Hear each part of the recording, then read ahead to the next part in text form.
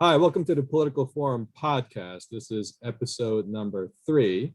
Every episode, we have interesting guests who come on. Some of them are members of this organization.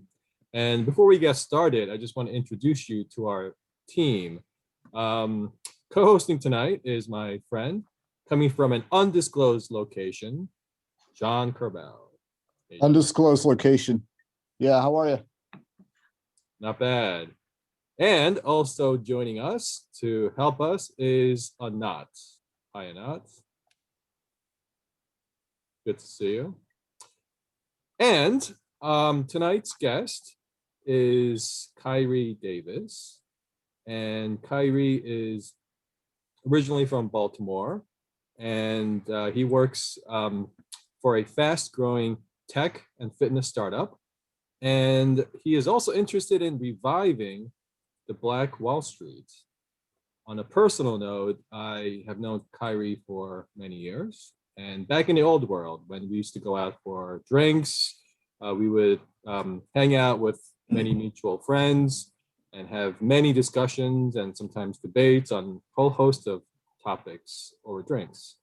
And I certainly miss those days, but in any event, it's good to see you, Kyrie. Welcome.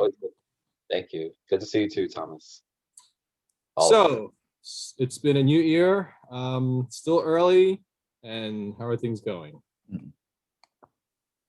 Things are going good. So in the personal world, my particular industry, we're doing good. So good opportunity there.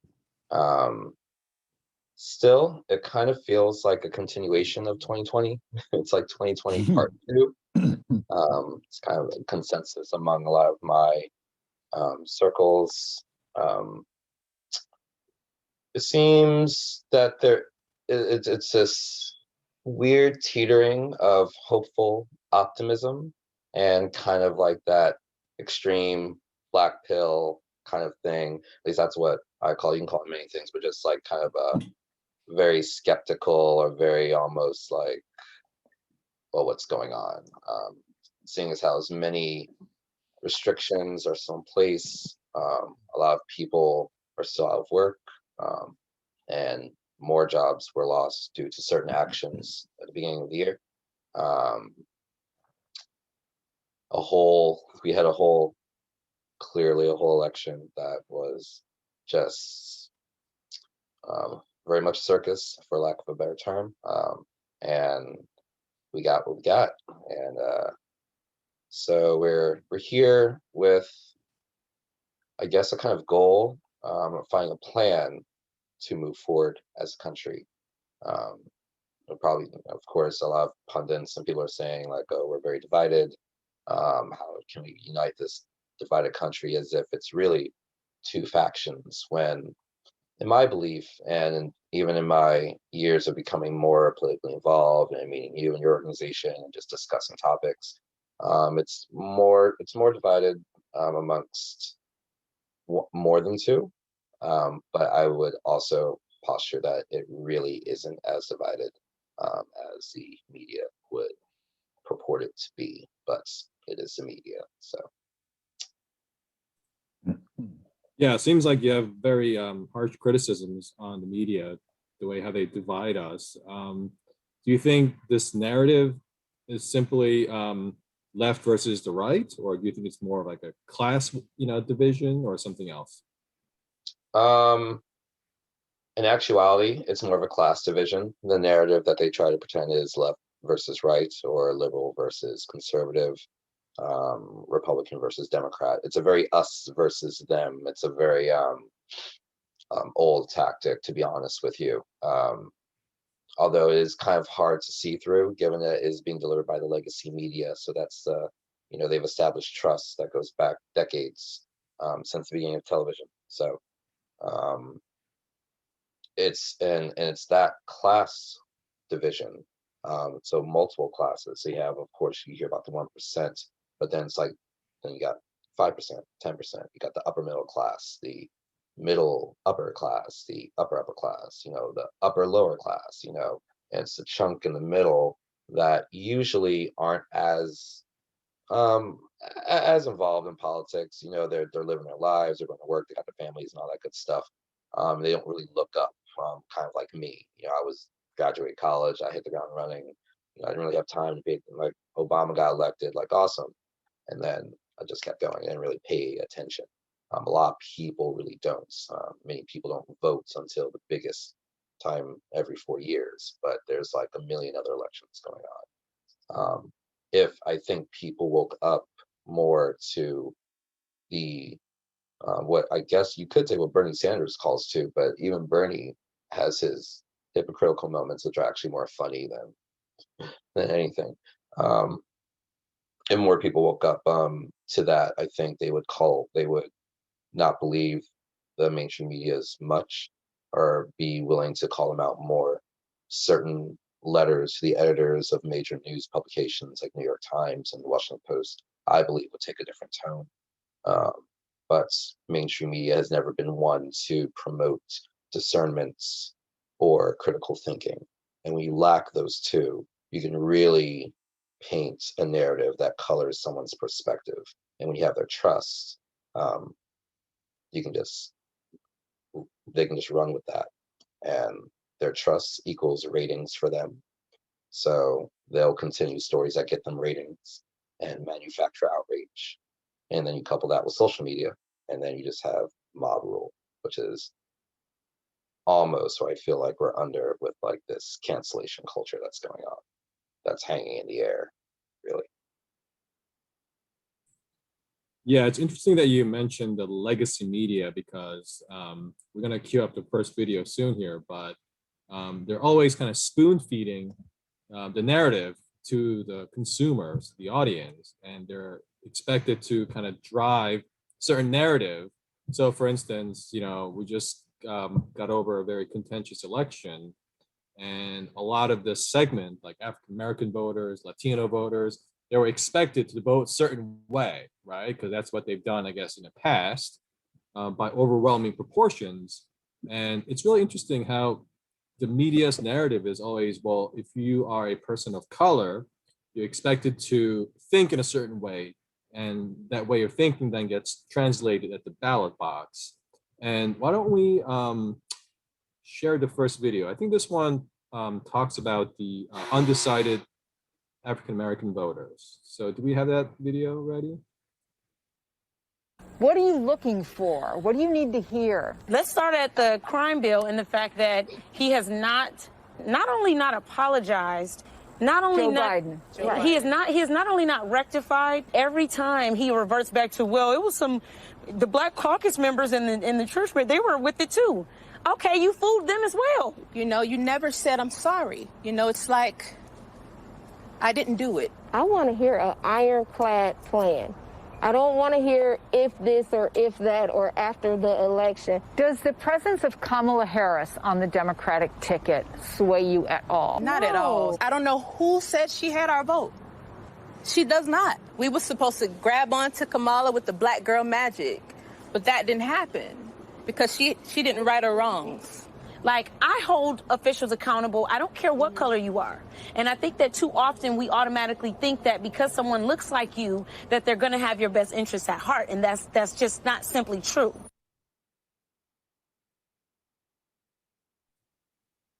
So what do you think, Kyrie? Did Kamala have your black girl at heart attraction?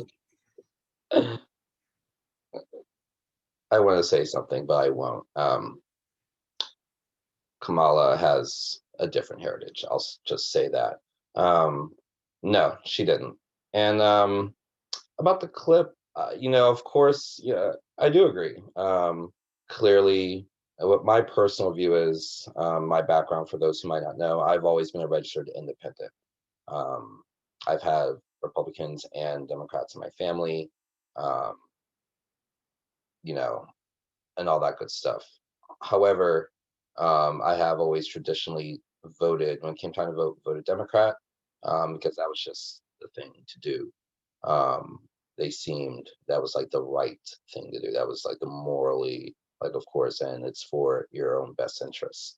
But as much as I agree with them, I still because I do want to revive Black Wall Street. I want to basically see my people rise to where we were in previous decades economically.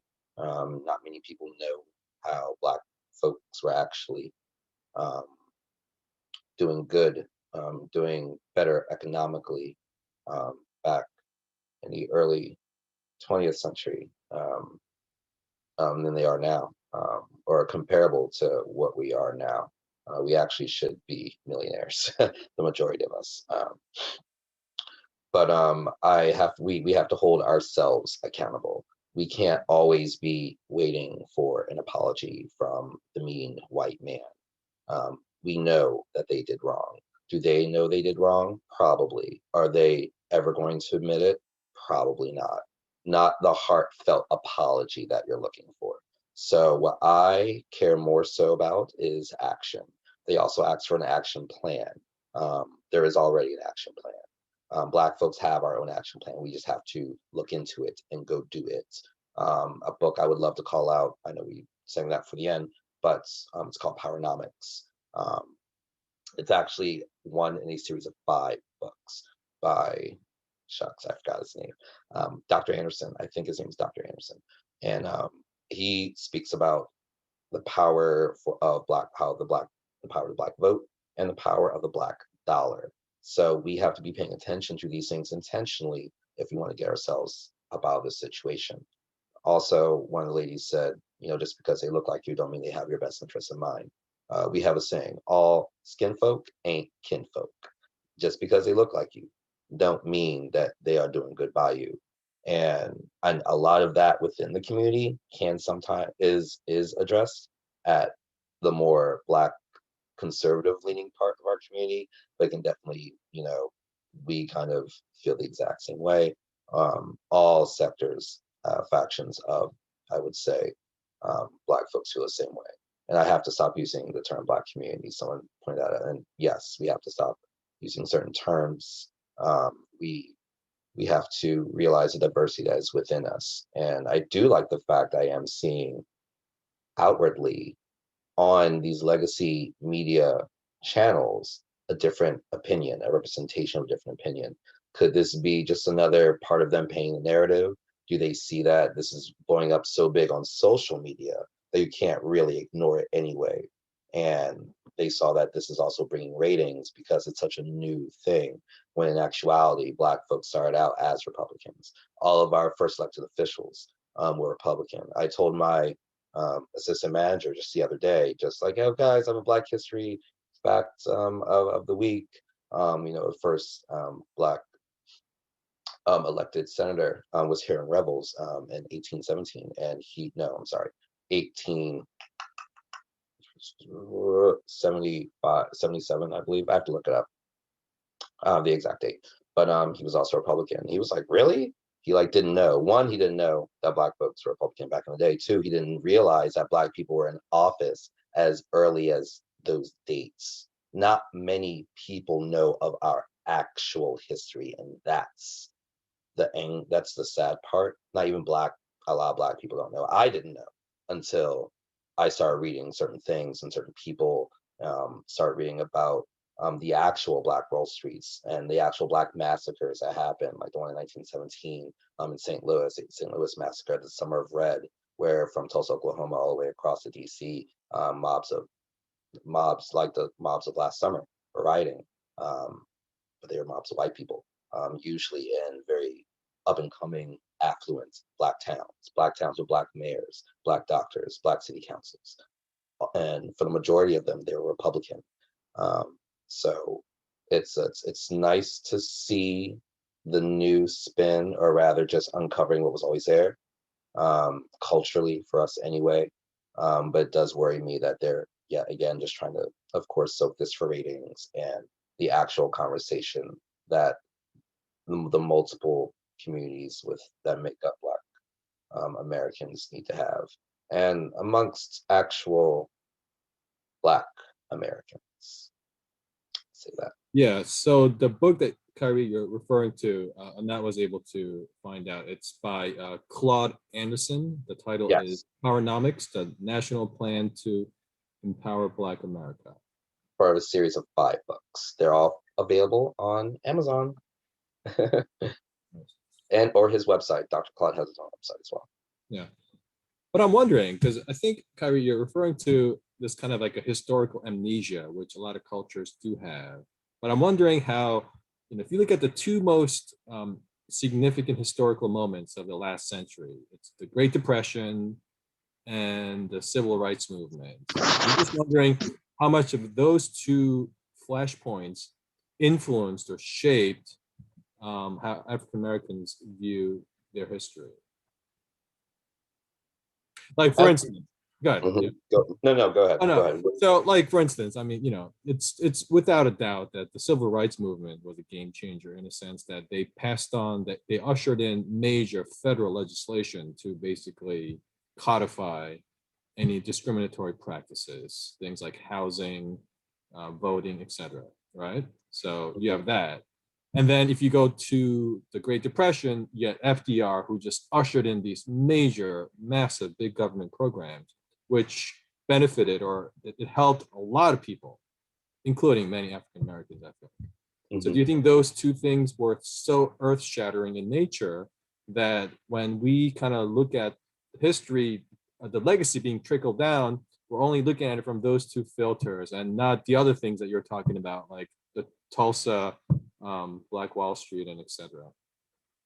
Yes, indeed. It's actually a criticism I've had of how Black Americans look at our own history, because not only and it's February, right? So every Black History Month, we focus on, Rosa Parks, Martin Luther King, Civil Rights Movement, the FDR, and creating, the social welfare programs and instituting a social safety net for all Americans, but especially that helped lower class Blacks that were especially affected. And my criticism is that we go from slavery, 1865, right, to 1965, civil rights, and we punctuate it in the middle with FDR. So it's like, what was we doing for the rest of that century? Where did that history go? And no one ever asks that question. I never asked that question. I was a sociology major in college, and I still didn't ask that question until after I graduated college at a Black school, mind you, the first private Black school, 3rd HBCU in America, but first one founded, one of the first ones founded by just Black people. So the first 2 were founded by white missionaries, or had a council, or had like white help. There was no help with my alma mater. It was actually runaway slaves who swam across the Cincinnati River from Kentucky to Ohio. So that's why I act the way I do. Founded by help with the Black Church, the AME Church, and just started. So there is an immense history, especially when you think about the Great Depression that came at the end of what was the Harlem Renaissance. I mean, we were coming up. We had just been massacred for a whole summer, and we were still on the come up. And even at the beginning, when the welfare state began, well, it wasn't a welfare state. There really was a program. It really was there to help people. It really was. And if you look at the program when it first started, and then how it morphed over the years, and you can look into certain scholars who will tell you just as much. Dr. Thomas Sewell, Dr. Walter Williams, something I bring up all the time, the Monahan Report that has come up. After you certain things change with on how to get on welfare, especially housing, with public housing. And Dr. Thomas Sewell will tell you it was actually an honor to get into those programs, because you had to be doing good, you had to have a job, you had to have prove some form of income and a plan that you would not, that you would get on your own feet. And it was celebrated. And then towards the 60s and 70s, it became something else. Daniel Patrick Moynihan, who was a top Democrat from New York, actually, I think he graduated from Harvard, background in economics and law. He saw what was happening in the streets and saw that it wasn't doing what it was intended to do. So it was like, let me look into this. So you do a study, what most normal smart people tend to do. And he came out with this multi-page report called the Monahan Report. And it said, if the trends continue at this rate with these with the legislation as is on the books, as is today, this will destroy the Black family. And then that in turn will destroy the Black American race, culture, economically as we know it. No one batted an eyelash. They actually called him racist. They said, you're crazy. It wasn't until I think the early 2000s when people looked back at his Monahan report is when economists actually said he may have had a point and we should probably look into it. 4 decades later, after all of our wealth is gone, all of our Black men have been locked up in jail, all of our other young Black youth are now growing up fatherless. You have a slew of baby mamas. Our out of wedlock birth rate has shot up to somewhere 90 something percent. No, not 9. Sorry, that's too high. 75%, somewhere in the 70s, where it used to be when the programs were introduced at the Great Depression. Out of wedlock births were below 30%. It's just when you look at everything and you line it up and you wonder how we're surrounded by this meritocratic society and our leaders, and they have these doctorates in social policy and history, and even the ones with African American studies, or law, and no one has pointed this out, or if they have, their research hasn't been brought to the front. And I can only think of, once again, there are certain gatekeepers like the media who don't want to bring those points to the forefront in a critical thinking type of way, because once again, critical thinking is not something that's supported through legacy media, and something I'm coming to find out not really taught in our education system. It's barely taught in college these days. I was one of the lucky ones. My college just happened to be slightly conservative, Black conservative. It's a slight difference, I think, than mainstream American conservatism, but still along the same lines. It's like you see things and people can kind of make you feel like you're crazy for saying certain things. And you see a lot of censorship that's been happening over just the past few months, but that's been happening really it's kind of ramped up over the past 2 years. So yeah. Okay, so let's unpack that a little bit, Kyrie. So you had mentioned that there are some similarities to traditional conservatism, but then there are some differences to conservatism and Black conservatism. So what are the differences? The difference really with differences, I think that it may not be a certain difference. I think it's an aspect that people are afraid to talk about. So, and Black conservatism, it's really focused really on the Black community, and of course with such conservative pillars such as family, church, and religion, and community. It's really about the community, and I think that's something that's come over. That's just really in our DNA and our genes. Our history is filled with just societies made up of small villages. Just seeing how back in the day, if you look at the history of certain African countries and how their society was made up, actually a lot of them were kind of matriarchal, and then the mother took kind of the forefront. So you'll see in a lot of Black families, the grandmother being kind of like the grand madame instead of the father or the grandfather. Still, of course, much respect to our fathers, which are actually held up and holding up the Black men. And to really focus on, like I said, community, and really with just keeping it within the community and supporting ourselves So not necessarily like I don't want to say segregation or even self-segregation, but in a country where you are a minority, where you used to have, where that you used to have wealth, your lineage might have held land that might have been illegally taken away from you. Um, with Black conservatism, it's really about building that back up, and you need to do that just by keeping it within the Black community, or with your local Black community, rather. Some might say it's racist. Some might accuse, accuse as being the same idea as when like white folks say they want to preserve their kind, and they want to do all this and that. But it's really a preservation of your culture, and I say it's different because our culture is different. We have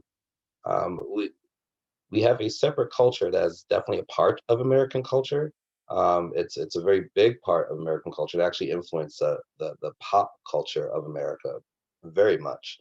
But it has to be recognized that it is a separate culture. We have separate dialects that are found in African Americans, especially children of ADOS. So it has to be something that is recognized. I think Black people need to do a much better job of like solidifying and speaking and being proud and speaking up for our culture. Like speak up about Kwanzaa or engage in Kwanzaa. Don't be afraid when people ask like, is that a made up holiday? Like every holiday is made up. And go back far enough, doesn't matter. But Christmas is a pagan holiday, so basically just a focus on the preservation of culture would be one of the main differences, I would say, recognizing as a separate culture than American culture.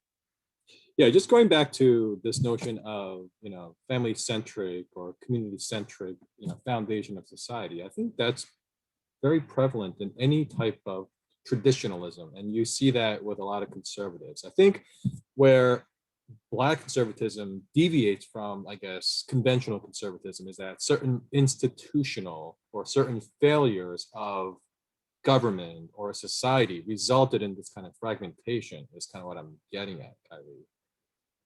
And if I may, there's this very interesting chart that Anat just came across. It's the national statistics on out of wedlock births going back from, I believe, 1940. So now when you get a chance, let's put that up. But the rates are just staggering. So take a look. What do you guys think? So it looks like. Are we starting at 1940? Yeah, that's when they started to keep the data. But then something happened in late 60s, early 70s. Do you see that? The exact time when Monahan made that report. So this is when, and you can pinpoint, it's so crazy, you can pinpoint this, when they were, I'm not too sure if this is when they said, oh, you can't have Black man, you can't have the man in the house. If you are both together, then you have a combined income or whatever. But this is when you saw a lot more Black men getting locked up and a lot more usage of the 13th Amendment here, in my opinion. It's like, it's just crazy. Yeah, precisely. It's big government, in its worst form, because that's when all these, the Rockefeller drug laws went into effect, where incarcerated for just petty offenses, and the broken criminal justice systems, the mass incarceration, and failures of government programs. I think you could see that happening from that period. So I think that trend is definitely reflects the reality. And what's really, I guess, shocking is, here we are, in well into the 2000s, and the rate is still very astronomical. Well, that's what happens when you break down the Black family. It's almost inevitable. So you lock up a lot of Black fathers. So you now have an entire generation of young Black children, especially young Black boys, growing up without a strong male figure. So these young children now growing up, say children of the 70s and the 80s, now they're growing up on the streets. And this is also a time when the crack epidemic just so happened to occur. So now there's no father figure, and it's such a bunch of young boys growing up, young boys. You can also see gang culture around this time changing or on the rise. Actually, gangs started out as actually protectors of the neighborhood. They would actually serve the neighborhood. But then gang culture came along with the rise of crack in the inner cities and lack of fathers on top of that. So when you have out of wedlock births, early teen births, also, mind you, another government endorsed program of abortion, you know, it's crazy. It's we not only are the out of wedlock birth rates out of control, but our abortion rate is out of control. Our population has not grown. We've shrunk. We have shrunk. We were 13% of the population, I think, in 2000 or 1999 or something like that, or 12 point some percent. We're 11%. 11, last I had checked. I don't know how that, well, whereas the Latino population has grown. They're the biggest minority in America right now. They've grown to 14, 15% of America, which is astronomical. It's weird. And it's not, it can tell you that we're not birthing enough to replace ourselves. We are destroying our future leaders when we do this to ourselves, or when we allow this to happen to ourselves. And it kills our power. It kills our manpower, our economic power, our voting power. And it's just staggering to me. This is what happens when government tries to actually solve the problem. And I think if we looked at the original point of government and can see, or if we try to see, well, how can we make this work? What government should try to do is try to find the quickest way to help you help yourself, because they can't take care of 330 million people. You just can't. Even if you're trying to take up the people who fall through the cracks, okay, fine, 1%. You know, that's still 3 million people. So you got to get that number to where comfortably the government is taking really care of no more than 1 million, because they have but 2 or 3 jobs. And that's really to make sure that my rights are protected and I can do whatever the hell I want because I live in America without breaking the law, and that our border is protected, and that our, you know, overseas relations are good. And that's it. You know, that's really it. All this extra stuff that they do or try to, and the programs, the bigger they get, the worse the outcome. So it just harkens back to the first clip. Black folks, in my opinion, we always seem to be asking for something, not demanding. And then 2, we're asking the white man to do it. Why are we asking the person that we're blaming the problem for? Yeah. Like make it make sense. Instead of going out there and getting a coalition of us and doing it and moving them out the way, because they just have to get out the way. Not to, it's sounding really like, yeah, a little racist right now, but if we want to get ourselves out of the situation, out of this economic situation, you have to come together and formulate a path forward, use the resources that we have, and the knowledge that some of these people are giving to us, and we have to use it. It'd be better if we kind of open ourselves more up, I think, to the conservative scholars within Black circles, because it is kind of downplayed in our education, even at HBCUs, I have noticed as well. Yeah, that's right. And I think if you look back in history, again, it's the gatekeepers that control the narrative. And once upon a time, the gatekeepers decided to call one party, they're good on race, the other party, they don't care about, you know, racial issues. And I think that's been a narrative that's been kind of building, perpetuating, you know, ever since, I guess, Lyndon B. Johnson era, right? He signed into law all these civil rights laws, and that's been the perpetuating, you know, theme. So then if a Black voter decides to not vote for the Democratic Party, then that's considered to be some kind of like, you know, not conforming, to the conventional way. So I think a lot of it is really the narrative that's been kind of perpetuating, both kind of trickling down from the gatekeepers of, the old media into our educational system. You had mentioned before that you don't like to use the term Black community. Is there a reason?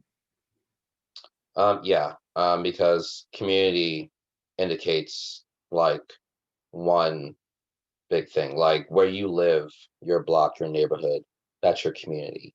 Like community doesn't mean like if I were to say the Muslim community, that's filled with so many different sects, so many different types, so many different, there's the Muslim Brotherhood, there's the Shiites, there's the Sunnis, there's the Somali Muslim, same thing with the Jews. You can't even really say, no one really says, well, some people do say Jewish community actually, which they shouldn't, which when they say that, they really mean like the Orthodox Jew, which, it just blankets the entire thing of Judaism. But it's two-pronged with the word Black, with the term Black community. So it destroys the diversity that is within us. Also, I don't necessarily think continuing using the word Black to describe us is doing us any favors. Neither is using the term white. The term yellow, bronze, and tan are not in vogue when it comes to describing Asians and Latinos or Italians or Mediterraneans, and we're not even Black. These are terms, once again, were made up by white people to describe us, and then they term themselves white. So pure, innocent, saints-like, angelic, against something that has been described with plagues, darkness, the devil, evil, so nowhere in the English language, because you got to remember it came from Europe, was the word Black used to describe something positive. Never, never, ever, ever. And no one ever stops to, we kind of do, like when I was growing up, I went to, I'm a jour, I actually went to a private school, so then I was the real minority there. And, of course, kids would be like, why do y'all call yourselves Black? And they were like, you're not Black. I'm like, no, I'm not. And I didn't give myself that name. Because I told them, it's like, I don't know why Black people call themselves like I'm brown, but we don't call ourselves brownies, that sounds a little problematic. But no one says browns, so both parts of the term Black, the word Black and the word community, in my opinion, need to they need to go, and that would be a good starting point, I think, for us to come together and really dissect and rebuild and really own our own culture, instead of having it being, dictated to us by those who are not a part. Well, I think if you're referring to no culture, monolithic, I think that's a fair point. But can't you start off the premise that every community, doesn't matter if it's Latino, Black, Asian, it is very diverse? Can't you just kind of build that into the use of the terminology? Does it always have to be monolithic? It's really because of the word community. Like when you think of a community, you do think of a somewhat cohesive,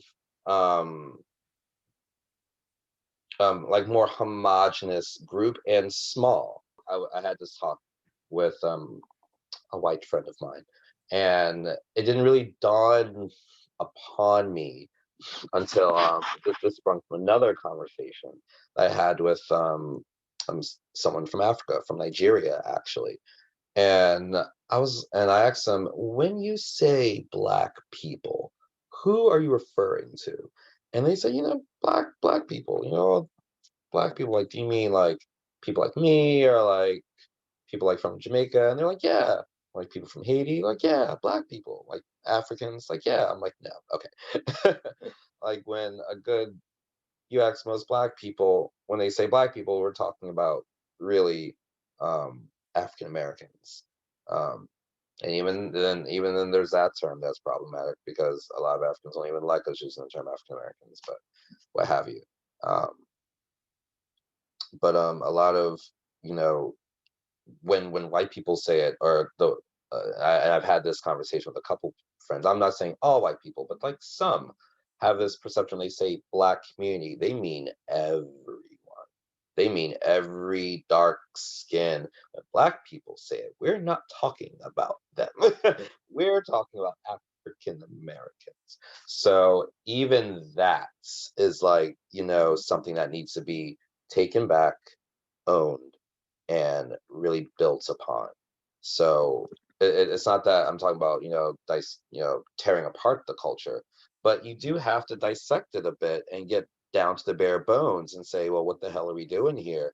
And why is it that, a large segment of society automatically either looks at us like we're children who can't do for ourselves and we need their help, or like we're lazy thugs that are just out to rape their women? Who, like, where are they getting these ideas? Gee, I wonder why. Could it be the pictures on the television that we see every day? Wait, so hold it right there. So if you're not okay with the usage of the term Black community, and if you think the usage of the term African American is also, somewhat awkward, then what is the proper characterization or terminology? I would probably two come to mind. One that has been actually part of a growing movement in America, the ADOS movement, which is the African Descendants of Slaves. I would support that as the best terminology to use, because if you want to go with community, it makes it very narrow. It is the descendants of those who are brought over here on those slave ships and those children of those slaves.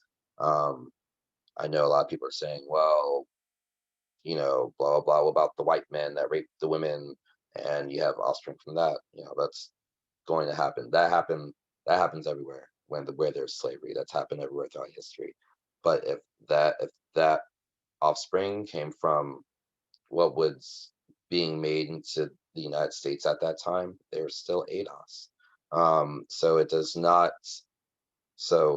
not include those who may be from overseas. They have, and as to really respect those separate cultures, they do have their own culture.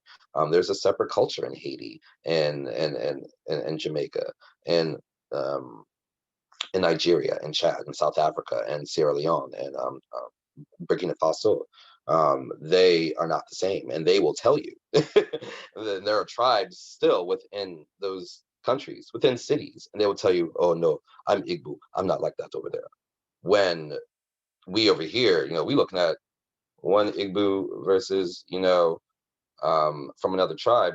I'm looking like, I don't know, y'all pretty similar, but they're different to them, and they know the difference, and they claim that difference, and that's what we need to do.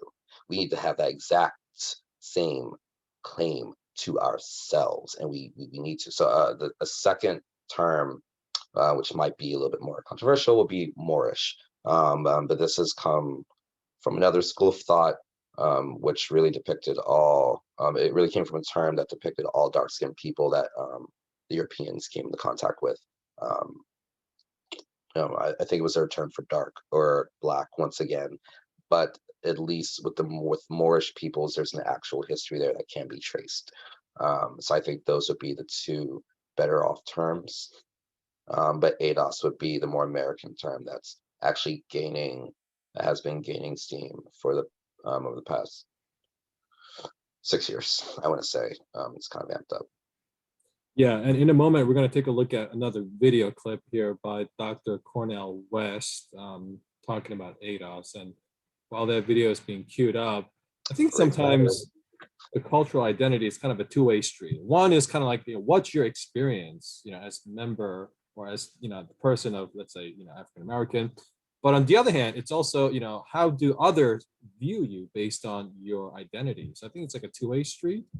Mm-hmm. And I remember when Obama was, I guess, first elected, he's certainly not an African-American in a sense that, his, father was born in, right. Obama Sr. was born in Kenya, right.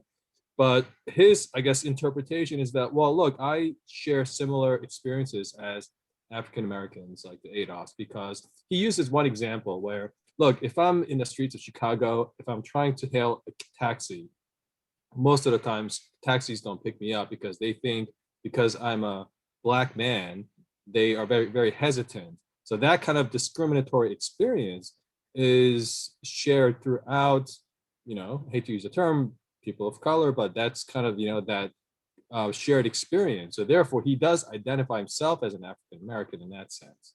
Not to mention he is married to Michelle Obama, who is African American. So I think he really identifies with that, that as the foundational identity of this community. I mean, yeah, he can. I mean, I can identify it as an attack helicopter as well if I so chose to, but it might not change the fact that I'm not an attack helicopter. I also find it funny that we bring up the example of hailing a cab when, by and large, most cab drivers are actually other minorities and from a certain place in the world. And I've experienced that where they don't stop. I've experienced that since I was in New Orleans as an 18-year-old. And I just find that funny. It's never, I'm not even sure if I've been in a cab with a white driver, maybe once. I mean, if I'm outside the city, if I'm in the city, then no, if I'm outside the city, I can just literally call the cab people. And that's usually how I get around from doing that. But it's just a little funny how it's like kind of the majority of that happening. It's another minority. It's a little interesting to me. Yeah. Well, let's take a look at this video by Dr. Cornel West. So not whenever you get a chance. We got too many folk walking around scared. And they don't realize that being scared to get you in more trouble. Being scared would get you in more trouble. So I want to begin by invoking some of the best voices of our past. We're celebrating the 190th anniversary of David Walker's appeal.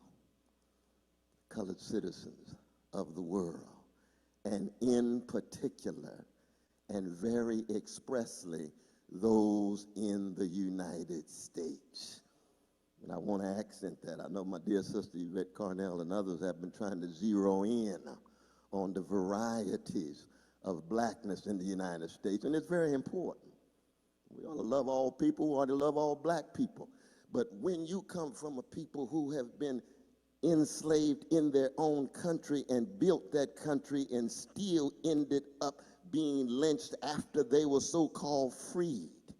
See, there's no Jim Crow in Jamaica, no Jim Crow in Barbados, no Jim Crow in Antigua, no Jim Crow in St. Kitts. We love our brothers and sisters there, but no Jim Crow there. Never in the history of the world for 240 years have there been enslaved people who were made citizens after a barbaric war, and for 12 years we do have a chance to create a multiracial democracy, but we lose it with the withdrawal of the military troops, and lo and behold, neo-slavery sets in for another 100 years, and therefore, lo and behold, you thought your expectations were elevated, thoroughly shattered, because you're right back into a neo-slavery. That's a different kind of experience for black folk who come from enslaved, Jim Crow blackness. And there's nothing wrong with pointing out the distinctiveness and specificity of blackness and still ensuring that we can come together in solidarity. Yes. John? Okay, well, John unmutes. Let me just throw a question out there. So it seems like what Cornel West is saying is it's that Jim Crow experience that's still perpetuating by way of this kind of neo-slavery that's very unique to the African-American experience than any other culture. Do you find that to be persuasive? It is. I would agree with Cornel West there. Funnily enough, in my more leftist youth days in college, I loved Cornel West. I still love Cornel West. I disagree with him a lot more these days in his socialist bents, but I believe he is very honest, and he does care about our people. We just have different ways of showing it. But yeah, what he says rings true. It's something that is very unique, I think, to the ADOS psyche in America as well. What he just that particular situation where you had freed slaves. One, our system of slavery was different from other systems of slavery. But even if you compare our barbaric system, it probably wasn't the most barbaric system. There was still systems in the Middle East and Abu Dhabi that were worse, where they really tortured still black peoples from different parts of Africa, where they tortured their slaves, and there was no way out for them. But there were different systems with slavery within Africa. You could actually kind of get into a kind of indentured servitude and buy your way out, or your children could get their way out of slavery. Whereas in America, there was no such thing. And then, just like he pointed out, you become free. You have this Reconstruction era where all this is supposed to happen. Mind you, Black people are still coming up through, through their own collective action, political involvement through the Republican Party, while getting pushback, social pushback from the Deep South at the time, the Democrats as well down there, and just overall in the political landscape. So you have this kind of boom, especially in the North, the Northern ADOS, where they were free, they're more free. So you had some enclaves outside of Boston and outside of Philadelphia, actually, where you had kind of more Black, the beginnings of Black abundance or wealth building families in those communities, actual communities. There's even a story of one such woman who actually became one of the first millionaires in America because she traveled to California and mined and was able to sell gold and trade silver by selling the miners during the gold rush equipment to go do the thing. And so she would get silver on the back, and she was actually really, really smart, but actually was considered one of the first Black millionaires. But yeah, no other ones have gone through that on the come up, economically, supposed to be free and still get all this pushback, massacres, killing of Black men, being accused of raping white women, coming into now established Black towns, and because they're growing, you have to come up with a reason to kind of like burn the whole entire thing down, or just not have a reason, just go in there and burn it down. So I think all these experiences really do punctuate the ADOS experience here in America. That really differentiates from other cultures. Go ahead, John. Yeah, no, I was going to say, first of all, you're touching on some immensely important points and subjects, one of which is the need to question the gatekeepers of our discourse and how that's actually fundamentally healthy. Because when people are too comfortable in their narrative bubble and they think they have all the answers, they're inevitably going to be wrong and not see their blind spots. And you and people like Thomas Sowell and other scholars have pointed out how easy it is for elites and these gatekeepers to have just incredibly have like a high amount of false confidence in ideas and not see the unintended consequences of those ideas. So what comes to mind is a city planner or a critique of city planning by Jane Jacobs, who wrote The Death and Life of Great American Cities, about how so many of these high-level bureaucrats, instead of listening to the people in the community, the people with the most understanding of where they are and how they can organically self-empower through their talents, their skills, their knowledge, defining their aspirations. Instead of letting it be community-driven bottom up, it was very top-down by a group of elites in a room. And so like an example in like the 50s and 60s and 70s too, you'd have like people thinking they know us best for some of these quote unquote ghetto areas where like you'd have kids playing in the fire hydrant. That was actually a healthy activity for people and families.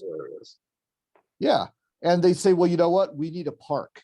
We know what's best for them. We're not going to ask them. We're not going to consult them. We're just going to build a park. Well, now you create a turf, and then there's a turf war, and then kids are getting bullied on the playground. And there's so many unintended consequences.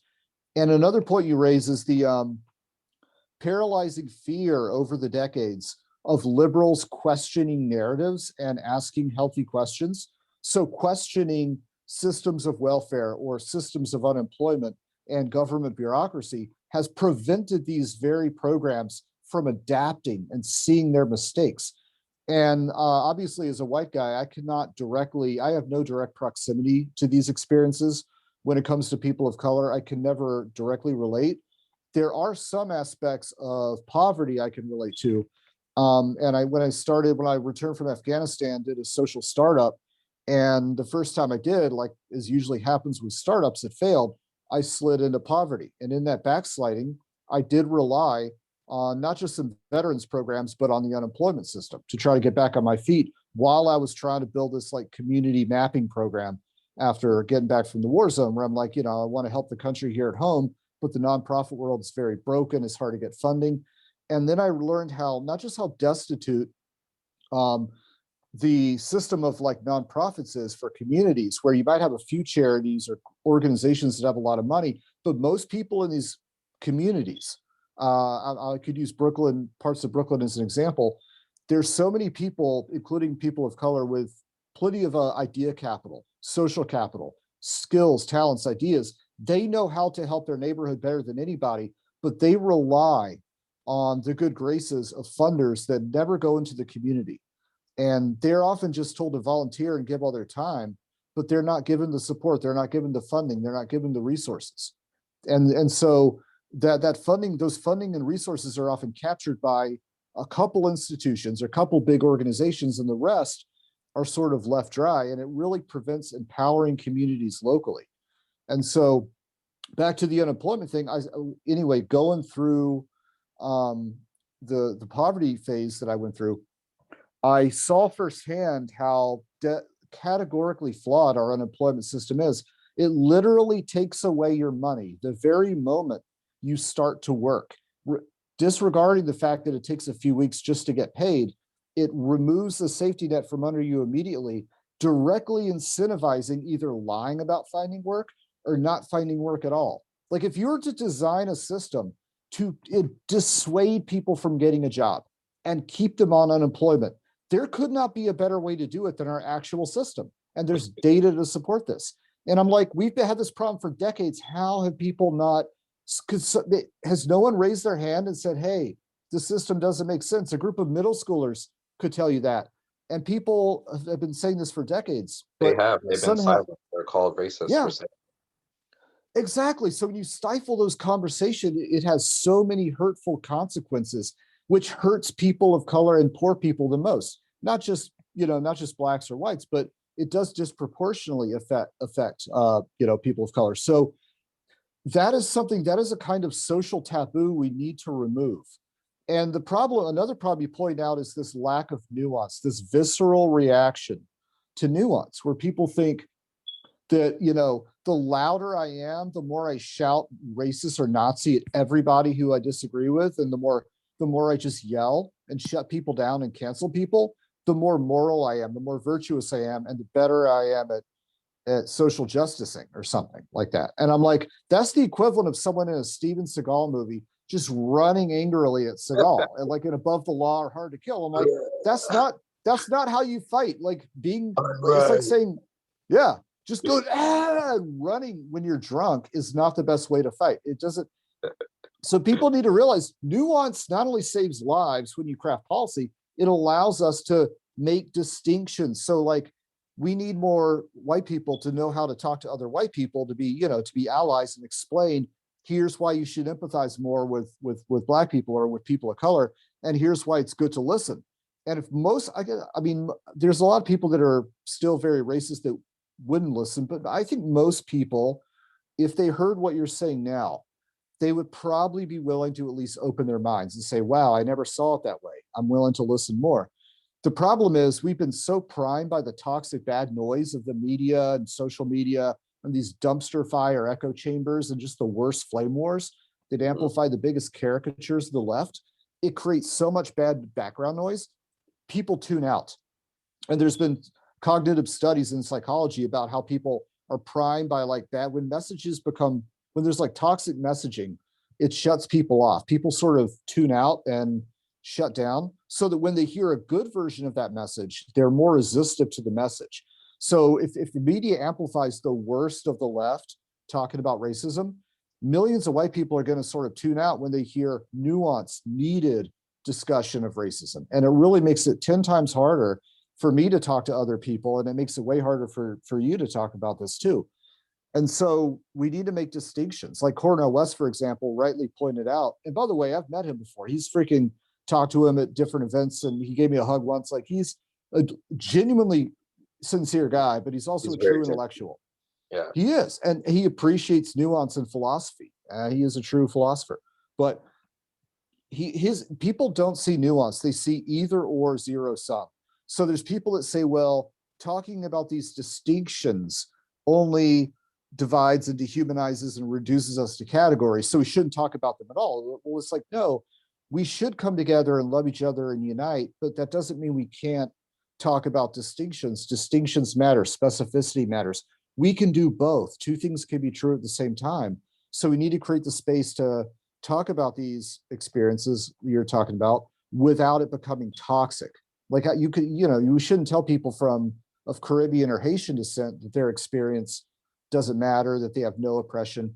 That would be horrible, but that doesn't mean we shouldn't talk about distinction. So we got to get people to separate these things and distinguish things. And for that, we need to reduce the bad noise and bring some more, give people the spaces to really listen. And that's why I think breaking away from media and creating alternate spaces of like good media platforms.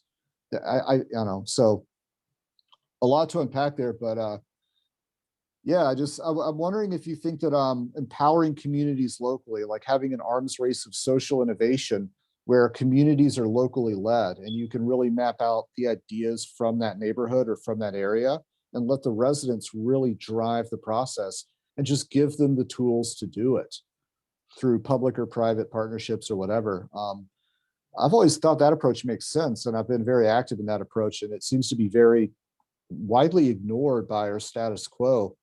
Although I think we're getting better at recognizing local entrepreneurship and stuff. I fully agree, and that's actually the action plan that I always support and advocate for is local community action, local political action, local getting involved in the local elections. Those are the real elections that no one pays attention to, but holds the most power. Your vote is the most powerful thing any person on the planet can have, because many places don't have voting.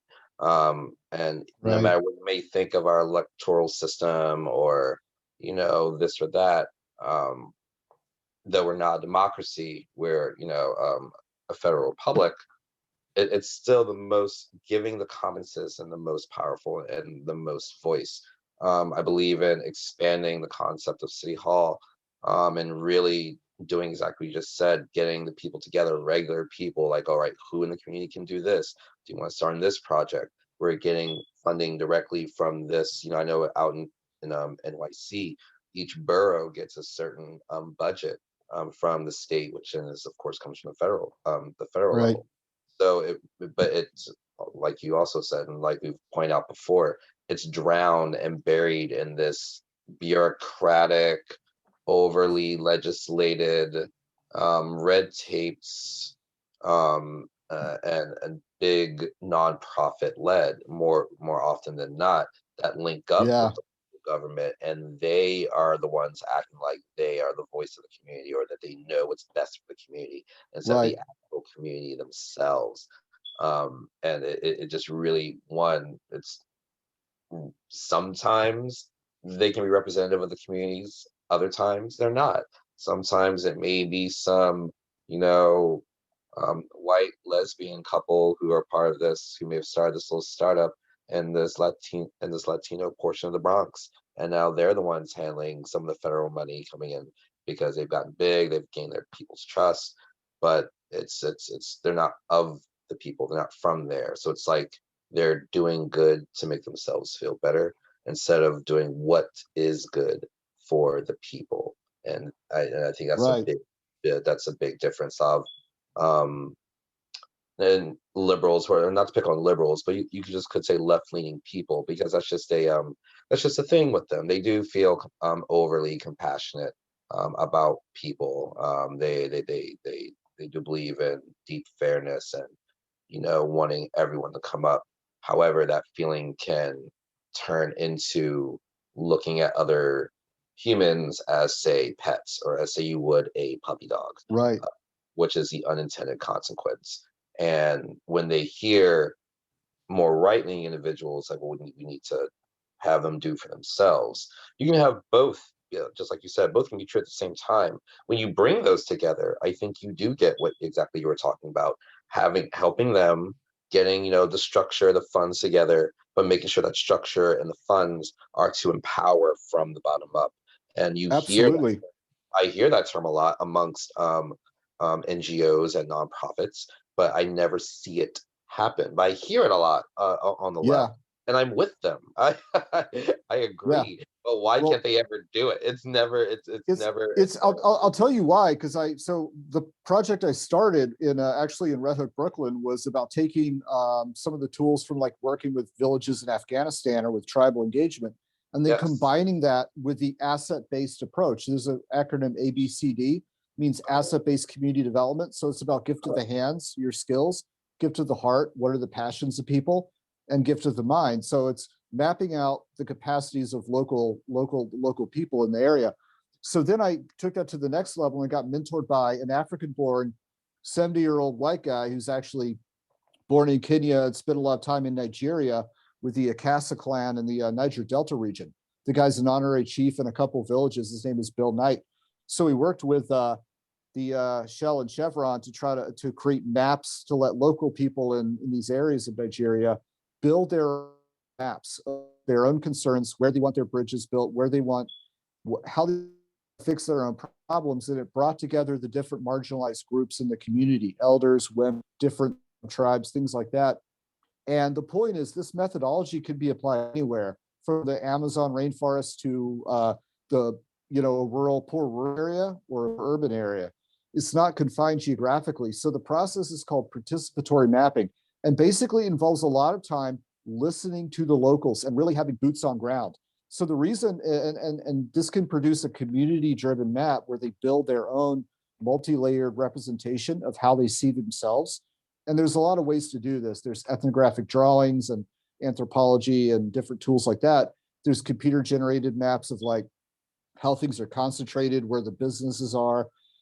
There's so many ways to build on this, but basically locals create their own map of not just what they need, but what they can do for themselves, and then how to bring that together through different working groups. So long story short, it's hard to do. And when people do it, like I got some money from the mayor's office and did some of this, but it takes a lot of time and effort and steps, and it puts people in the community in the driver's seat. The problem is people at the top don't know enough about this, and it doesn't get funded.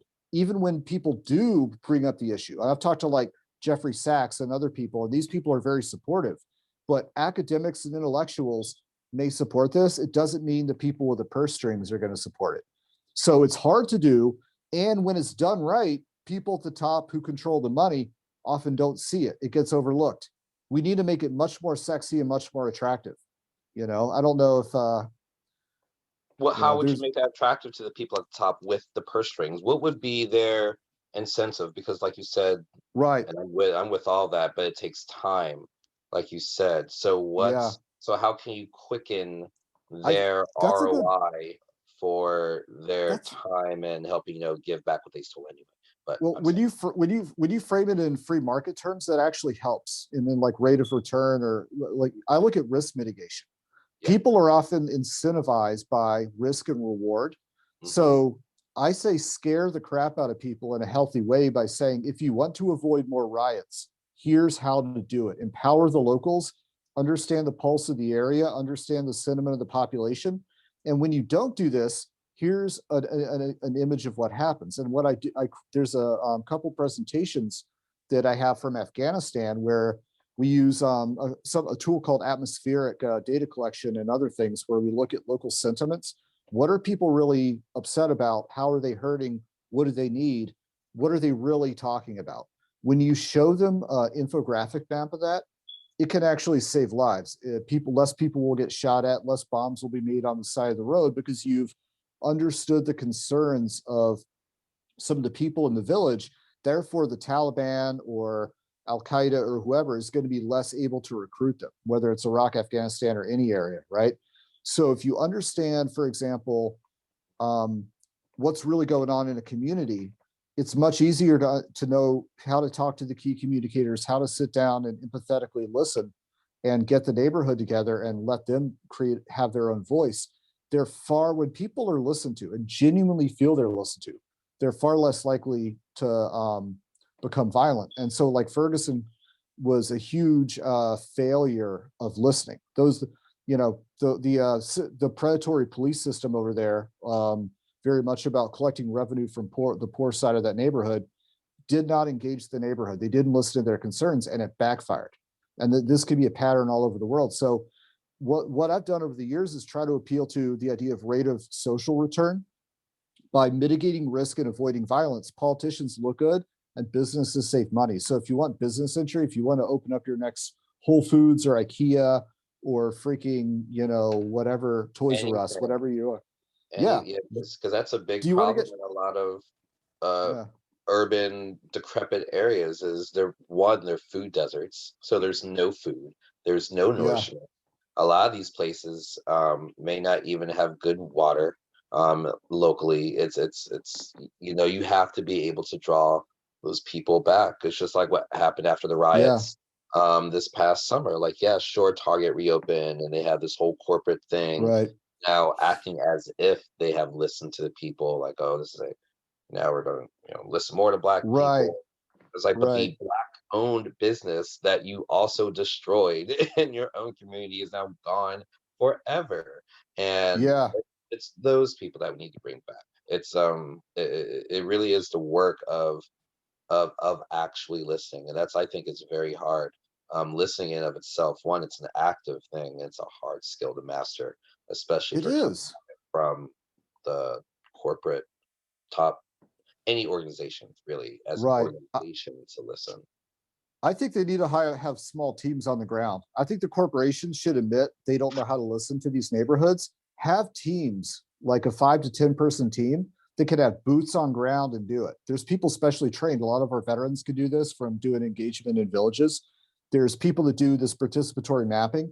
There's people that can either be trained on this or can already do it. They need to get funded to do this like full time. I think every city should have a participatory mapping team. And I've been proposing this like on paper for years, and I'm trying to get it to like all the different levels of government and stuff like that. But when you get a proposal to like even a mayor's office, there's so much bureaucracy and so many people that have to look at it and so many other ideas competing with it. So sorting through the red tape, man, that's very, very hard. Yeah, and that's just the thing with anything. Like, it just harkens back to the beginning of what we were talking about earlier. The government has expanded so much, all these little departments, and there's this bureaucracy and hiring. I don't know if it's to continue. I don't know if they're in league with like the colleges pumping out all these degrees, because for real, a lot of degreed people wind up working in government. They wind up working in like either local government, but it's a very bureaucratic position that they hold. But the government's a good gig because you get a raise no matter what every single year, incrementally. You stay in your position, and whether it's G1 or G1.2, you can always go to the next step up.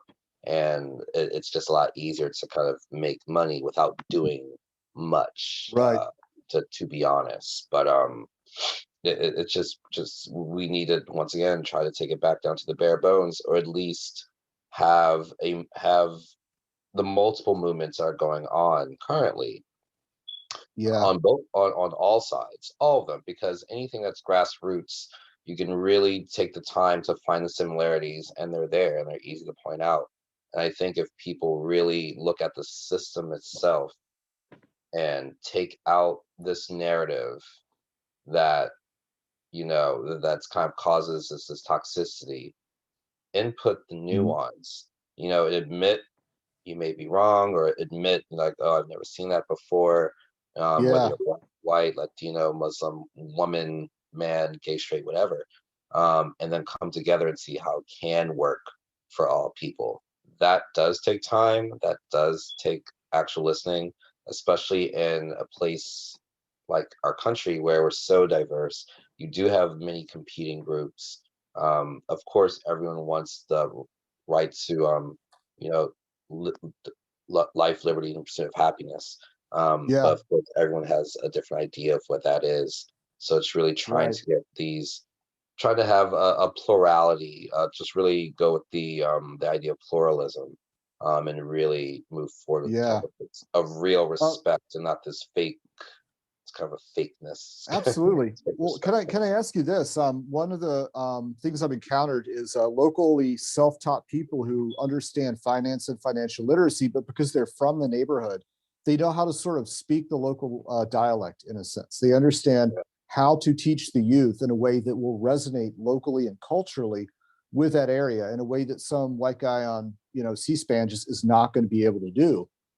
And there's been articles as far back as the 80s, I believe, about, and it could be further back than that, about the need to mainstream financial literacy tailored to poor, predominantly Black areas, and how people in poor neighborhoods are just as capable, if not more driven They're than more. any other, more driven because they're more hungry for it. Like people They are. can learn financial literacy. Could critical thinking and financial literacy be like mainstreamed across a lot of these communities in a way that's locally driven? You can learn that on the street selling crack on the corner. Shit. All the I drug mean, dealers ain't nothing. It's true. All, like if you, not to be all stereotypical, but like, if you would do, you selling drugs and you got, you got to keep track of this man over here in this territory and that man over there. And you got to keep track of your inventory coming in. They're thinking of margins. They're thinking of wholesale, how much you can flip. Yeah. Anybody from the hood, exactly how much money you can flip by the amount of drugs in your pocket. Not to, that's not everyone, but that's some people. Right. But that thing is there, and that's how probably, the guy talked to them. But most definitely, financial literacy. I've been saying this since I left high Yeah. school. It's not, and it affects, of course, poor and lower class working people the most, which tend to be ADOS and other POCs and immigrants, legal and illegal. But not getting that in our base educational system, I think maybe it was this leftover kind of puritanical thinking from early American culture that it's just something that should be talked Right. about or is going to be Oh, talked yeah. about at the Yeah. home and not necessarily be taught in schools. Because I think in like maybe like the 50s or something it was, but it wasn't like every single state, and then like slowly drifted away. And you still have some home economics, but cooking, but even that's kind of gone. But oh my God, like basic personal financing, like if that was Yeah. a constant class, you can even start that in high school. Because when you start talking about money, it's like, what? How do I get it? Give me some. Yeah. People are going to look at these, people from these neighborhoods thinking like, oh, they're never going to get it, never going to stand. When you don't have, you're going to tell me how to get, please. But they know.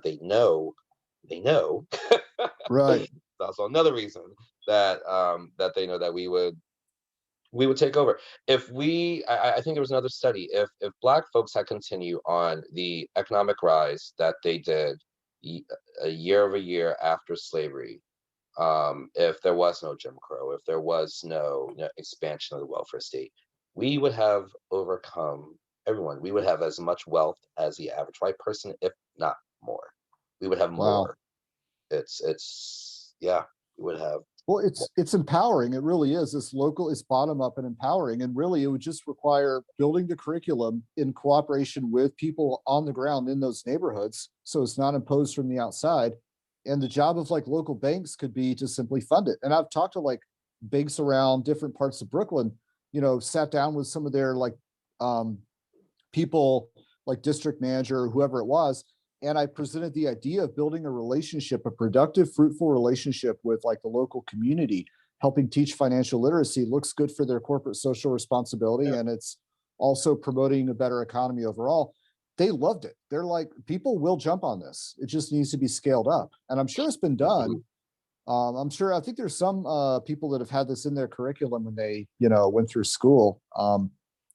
But there's a good book, I don't know if you read it, called Gang Leader for a Day by a guy named Sudhir Venkatesh. He's I think, Indian social scientist. Okay. And he look into it. So like, I think it was back in the 80s. It was with like in Chicago, I believe. Basically was doing a sociology study on these areas. And he, one of the gang leaders was like, "What are you doing?" And he said, "Here, I just want to know more about how this works." And he followed the guy around. And the guy let him tail him around the neighborhood and show him how he operates. And what he discovered was it was almost like identical in so many ways to the corporate world. It was like a pyramid scheme. There was the same types of business models, management, things like that.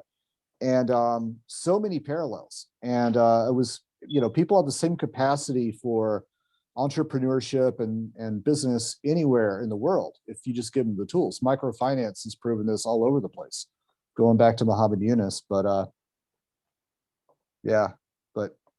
It's really, when you actually look at the communities or interact with them, it's such a different, it's a reality check. It's a different picture than what you see on TV, than what, not saying you, but certain parts of America see on TV.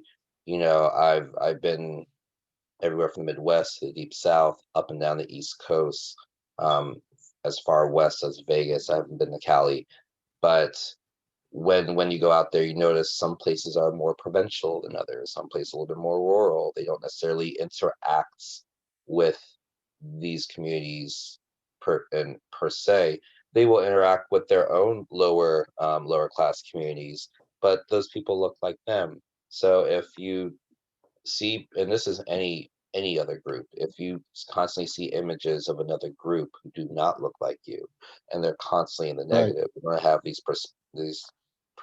perceptions, and that person may go off and get a job in government that may affect a whole state or a whole district, and in doing so, carrying these subliminal perceptions and not necessarily stopping to question or stopping to do a deep dive or go into certain communities or talk to certain people.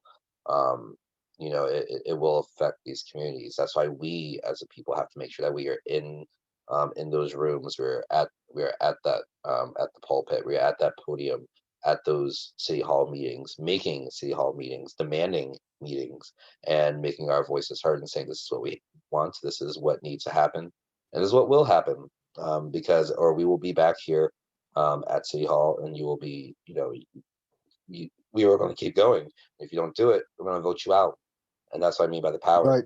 Make them scared. Tell them you either do this or you're fired. And we need to really remember that we are self-governing. They are of the people. We have this view, I feel like government is like this separate entity instead of coming organically from the people. I think we get in that view with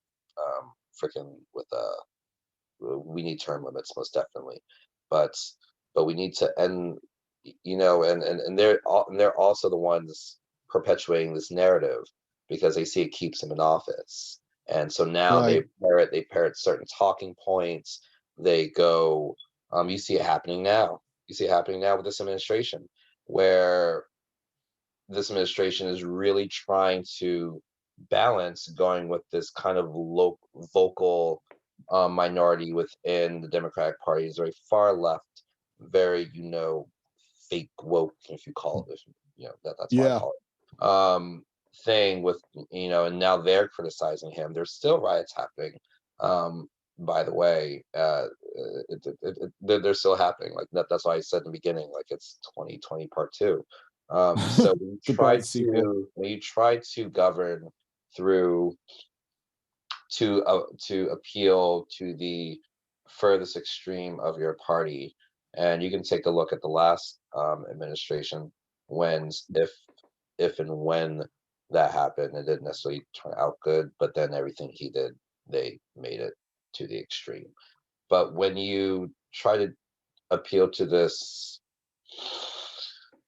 kind of what I call this call of indoctrination of today's the woke zeitgeist of today, that really calls for cancel culture. It calls for an immediate, it calls for swift action. It calls for swift, no matter who is affected. The environment's in trouble. Shut it down, swift.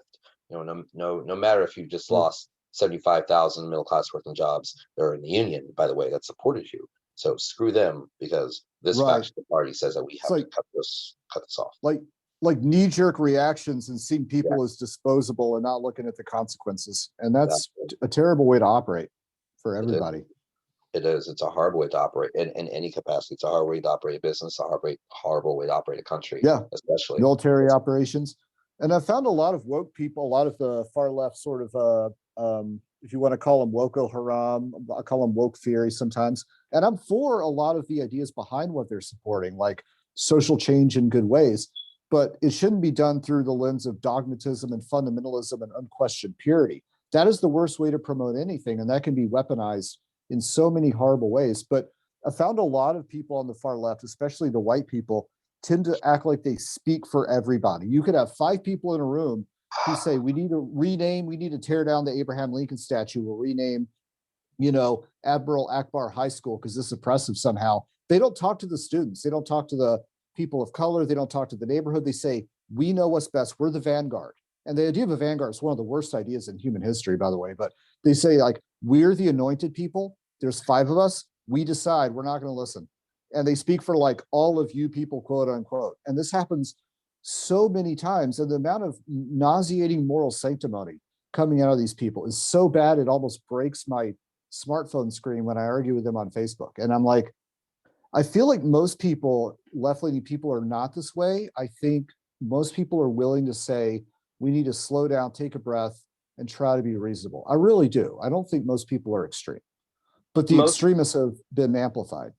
Yeah, most people aren't that extreme. And dear God, I echo everything you say. Like, I can't even deal with them, to be honest. And like Thomas can speak to my ever-growing short patience with when I have time to participate in some of his talks these days.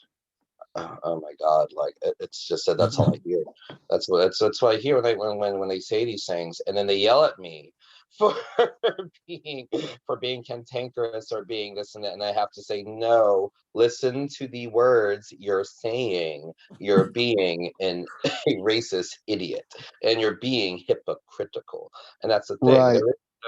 There's no critical thinking when they spew these points, because one, it's not taught and it's not advocated for in our mainstream media, so they think they're right. Right. But if it's on top of that, I don't think they really realize the academic backgrounds upon which that they that these points are founded on or based on or explained by. It's this rationality. Right. It's really this irrational rationality based in critical theory, and that is really what's really fucking everything up, for lack of a better term. So critical race theory, critical gender theory, and it's something that it's like this. I can't even really explain it, but it basically deconstructs everything to the point where nothing is real. Or it's like there is no objective truth. Right. That sounds like everything. But you can then. But it's so crazy because it eats upon its own theory. If you really follow it to its own tenets, its own logical ending is it's basically eating its own tail, and it's hilarious. Right. That's when they start screaming, you're and it's like there's no guide rails for truth. And when people talk this way, it almost harkens back to Trumpism. This idea that truth is relative and negotiable and facts can be fabricated.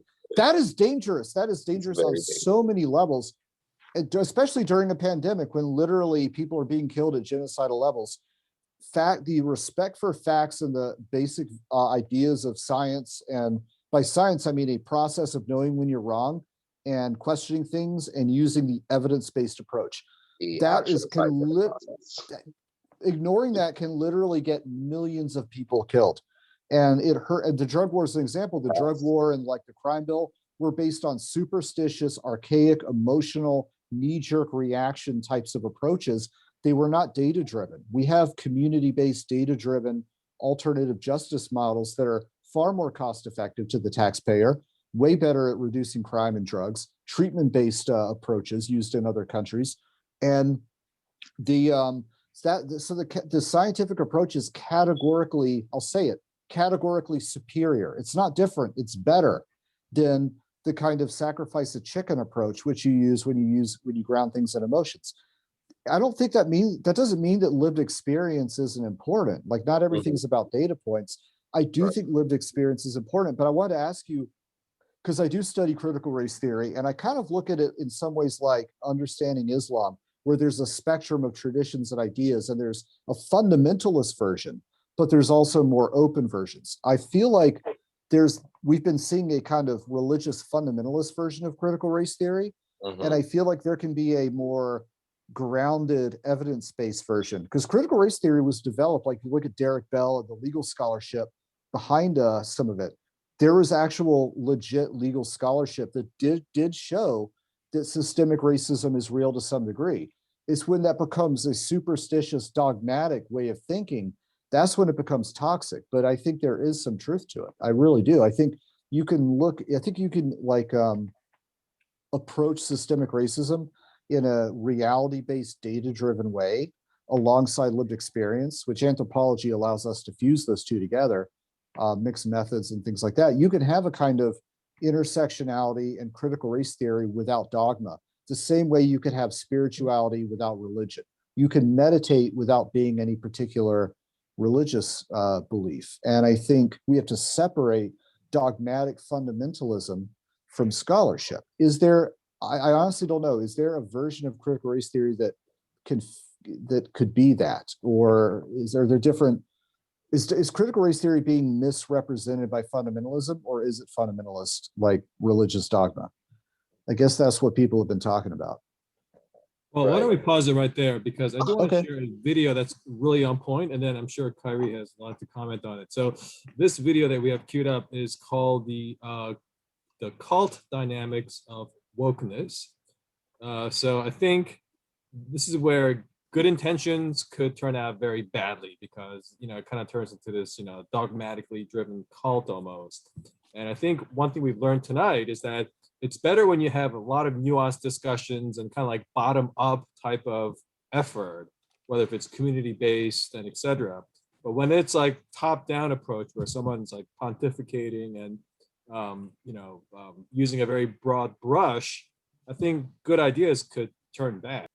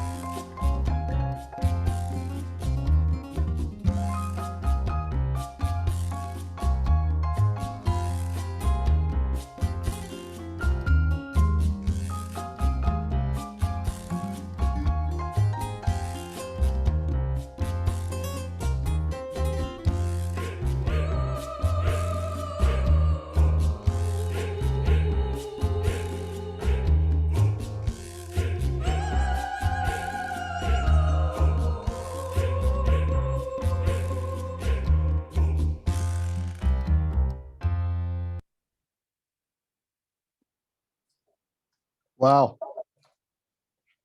Wow. Yeah. I love that video, actually. That's, if people aren't familiar, that's from a channel called New Discourses. It's ran by I think it's mathematician James Lindsay.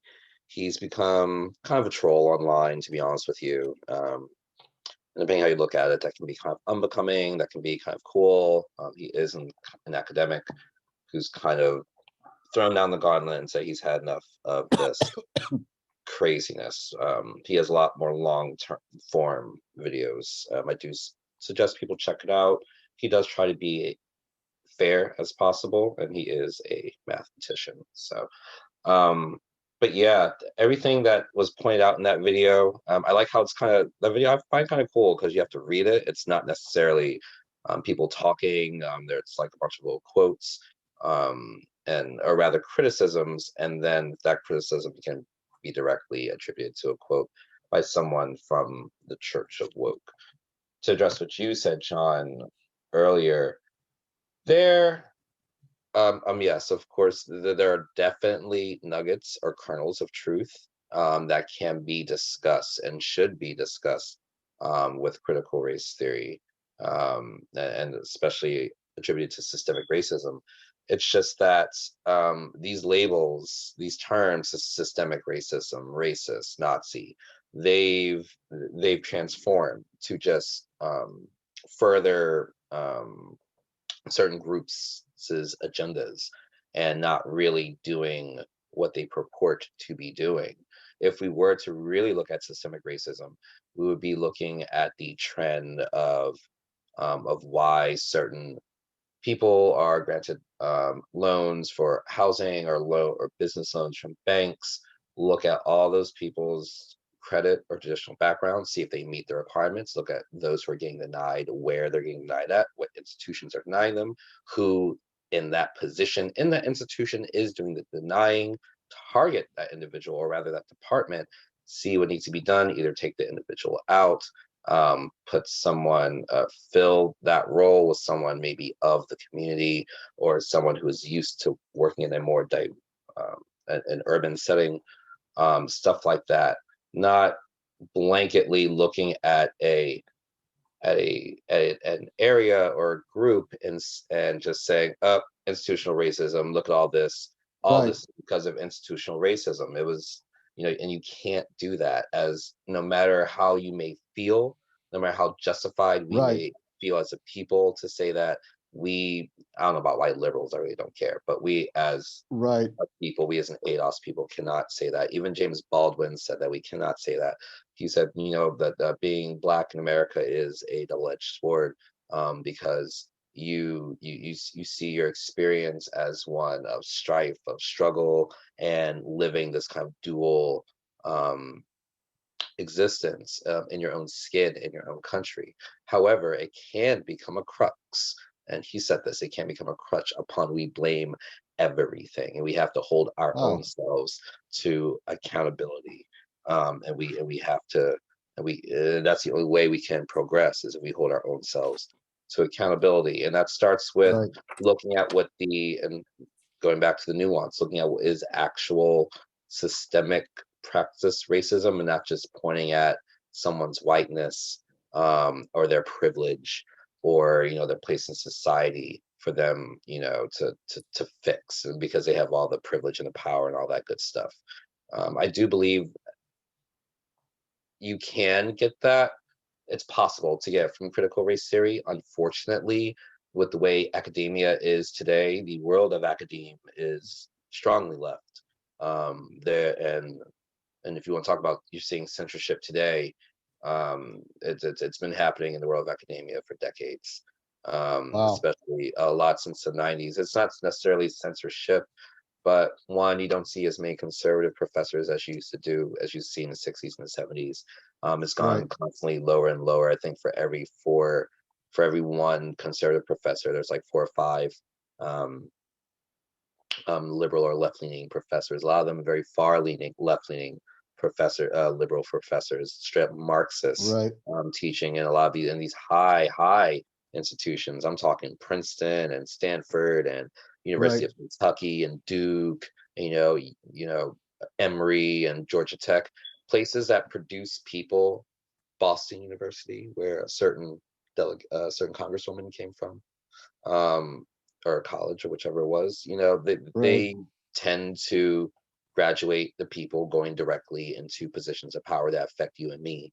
And when the little guy tries to get past them, or speak, or not even the little guy, but an alternate viewpoint that doesn't go with the mainstream, academic journals, mainstream media, it all comes crashing down, because this is the narrative, this is the view. Just like you point out with research earlier, it can skew research. If you know this is a view that's going to get you published, or if by or peer reviewed better, because certain, when people say, well, is this peer reviewed, I was like, well, did they even bother to review it? Because that can happen too, and it has happened.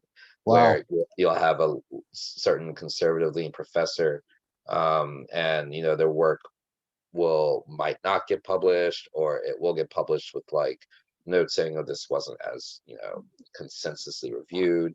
You'll even have when professors publish stuff after the fact, if there's like an outcry somewhere on social media, they'll actually change like lines in their research to address the outcry, because then they might not get hired somewhere else. They might not get with a think tank. They might not get they might not get tenure. They might not get whatever the heck on whatever board of society of blah, blah, blah. They'll never be published in the journal of anthropologic studies again, ever. So I've talked to so many professors that have this fear, that really genuinely cannot say what they want to say. And these are mostly liberals. These are not even conservatives. Liberal professors are afraid to speak their minds in so many ways because of this very fear. And we have this really warped idea that like 50 angry people or 20 angry people on a campus forming a mob somehow automatically maps onto the truth. I don't it's like, understand. why is that the default? Why do we default to mobs just because they're mobs? They may sometimes be right some of the time about some things, but it doesn't mean they're right just because they're loud. It's almost like the very things we taught our children to know better about, adults are neglecting those examples. It's like there's a role reversal. I call this the South Park phenomenon, where at the end of every South Park episode, Stan is the adult in the room who kind of lectures the adults on why they're being stupid. And I feel like people's children, a lot of modern left and right people, literally hold themselves to a much lower standard than they hold their own children when it comes to just basic critical thinking, basic accountability.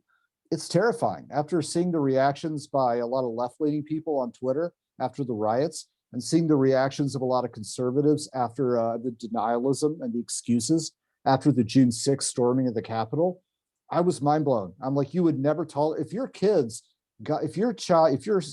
middle school son got up and stormed the principal's office and threw a chair through a window, you would hold him to like 10 times higher a standard than you're holding yourself. I was blown away. The excuses they were making were literally way worse than the excuses kids make, like worse. It boggles my mind. Like I distanced myself from that entire thing. I was like, I could not believe it. I really did believe it at first. They're like, oh, they stormed. Like, what are you talking about? It's more of this hyperbole. God, you're gaslighting again. Like, what are you talking about? And I actually saw the videos, and I was like, ooh, this is bad. Like that, what they do it. Yeah. But I'm like, like the reaction to that, and it's not like I disagree with the reaction. No, I agree with the reaction. I do. And as just a person in general, I denounce and disavow all forms of like just wanton violence and needless violence and illegal violence. If you're going to peacefully protest and rally, especially when you're down there representing the side of peace and law and order. Like the optics were just horrible. God. I wasn't down there. I knew people who were. None of the people I knew were actually part of the actual riot part. They stayed with the peaceful rally part. They saw things go down. They're like, all right, what's time to go to the hotel and get on that bus and get out of town? but yeah, it's this. You know, to go back to what you were saying, they're scared to voice their opinion, and that's exactly what makes it a cult. That's what makes it the church. Yeah. You know, you have this manufactured outrage that only comes along when it's okay to say so, and that lies on both ends of the extreme. You know, you can't just be a personality cult. You can't be part of the cult of Trump either. You have to know when to call him out. You have to know when to disagree with him. You have to know when to say no, that was stupid and that was wrong. I personally don't believe. Of course, he just recently got acquitted. I don't. There was no proof that he incited that. I do believe that he should have known a little bit better. But on the other hand, those people, coming from the right side, individuals make their own choices and then they suffer their own consequences. However, Right. I am very disappointed at this outrage that was thoroughly missing for the past 7 months of Right. of my life, and I'm just like, well, what's the difference? So when that difference happens, it's like, oh, that's right, Church of Woke, that's where we are, and that's where you see it really come out into the zeitgeist of the conversation. Because with that, there is no conversation. It is this absolutist thing that lacks Yeah. scientific inquiry or thought or critical Right. thinking nuance, because that is foreboding. Because then you would get to something that would equal not what we said it would equal. You have something else than Right. what we said is right, and we hold the moral high ground. We are morally righteous. We are the children of the Enlightenment because we Yeah. said so, and because the TV says it too. So because the TV says it, the academics say it, and they're peer reviewed, I'm saying it. So of course I'm Right. right. That's insane. I mean, I want people to have, like, I want there to be more healthy conversations about social inequalities and social justice. I really do. But I think a huge barrier is this staggering lack of intellectual humility, the lack of curiosity, the lack of willingness to self-question. I think that lack of willingness to be to wrong. Yeah, the lack of willingness to be wrong is one of the single worst problems in politics across the entire spectrum. It is a categorical problem, an epistemological crisis. And I think I think if we could have a counter revolution of, like, left-leaning people actually, and ideally we'll have this more on the conservative side too, hopefully, but if we could, let's start with left-leaning people, having healthy conversations, like, about where they're wrong, where their side might be wrong, and where they can improve. It would be like an incubator for self-betterment. But it's not like win-lose, where, like, if you admit you're wrong about anything, it's like the other side gets points. I can't cede ground to the right. I'm like, when you don't admit when you're wrong, you already look stupid. The trolls walk circles around you, weaponize that through their online propaganda, which, by the way, I'm kind of an expert in, and most liberals don't know jack about it. So they're getting walked circles around by the right while they pretend to not be wrong. And I'm like, what if you adopt, like, I always use this analogy, Bruce Lee's Jeet Kune Do, the idea of, like, constantly adapting, revising, discard what's wrong and adapt what is good, and be willing to change. And that kind of will the left to be better at tackling everything, not just systemic racism, but communicate, engage. Having a feedback loop, a healthy feedback loop, makes you strong. Basic Kung Fu, that's like 2,500 years old, and yet people don't seem to get this. If only someone wrote a book about this in Chinese, like, God knows how long ago. And people literally don't seem to understand. Your biggest weakness, your biggest vulnerability is your unwillingness to see your blind spots, and that will be exploited. And it happens all the time with counter extremist studies of online trolling, radicalization across white supremacist circles. When the left operates in certain ways, like calling everybody a racist, it makes it a lot easier for the real racists to hide and to adapt. Yeah, it's pathetic. So yeah, getting the left to be more willing to admit its mistakes would make it stronger. And I've tried, most people agree with this. I've been to the left forum, like the left forum, the big one, 3 times. I chaired 3 panels is the one in 2017, talking about police reform and fighting the far right, and talking about Islam and ex-Muslims and how you can support, reform within Islam. And I had good conversations the entire time. Most people on the left who identify with that are willing to have these conversations. Most of them are not quote unquote hardcore SJWs, but the hardcore SJWs have been hijacking the conversation the way a lot of extremists hijack Islam. And we got to stop. Yeah. And so, I think here's a big picture question, guys. Yeah. How much of this do you think is kind of like a manufactured crisis? Because which crisis are we talking about? The crisis of cancel culture, the crisis of wokeness. I mean, all this outrage that people have. I mean, sure, there are real problems. I mean, police brutality, that's a real thing. There are certain real, I guess, discriminatory effects that we have in society. But how much of it do you think is just people wanting to be part of something and just kind of ginning up this, because I know someone mentioned about this kind of fakeness before. Do you think this is just like a product of, we're in this like peacetime, meaning we haven't had major wars on our soil in, decades, other than maybe 9/11, but still. So do you think when there's, we have all this peacetime, we need to kind of keep ourselves busy by finding something, whether if it's, domestic enemies or, trying to find like a nemesis? Do you think that's where we are right now in our culture? Yeah, actually. What's that saying? Bad times make strong men make good times make weak men make bad times, and so on. So we're really at that cusp of the whole bad times thing, and there's, if you ask me, there's been a lot of weakness up until recently, but to answer your question, I would say yes, and not to sound like a conspiracy theorist, and it can go that way, and I have no way of course, proving this. There have been some books written about it recently. I think Outrage Inc. being one of them, or Mob Rule, I think, is another one. But it's just this idea, like, I see these publications and people are writing about it, from, because they're seeing what's been happening, especially a lot coming out of college campuses and these recent graduates from like 2012. And like I said, getting into, the millennials, getting into their positions, of power, they're coming up into the meat of them are in their mid 30s.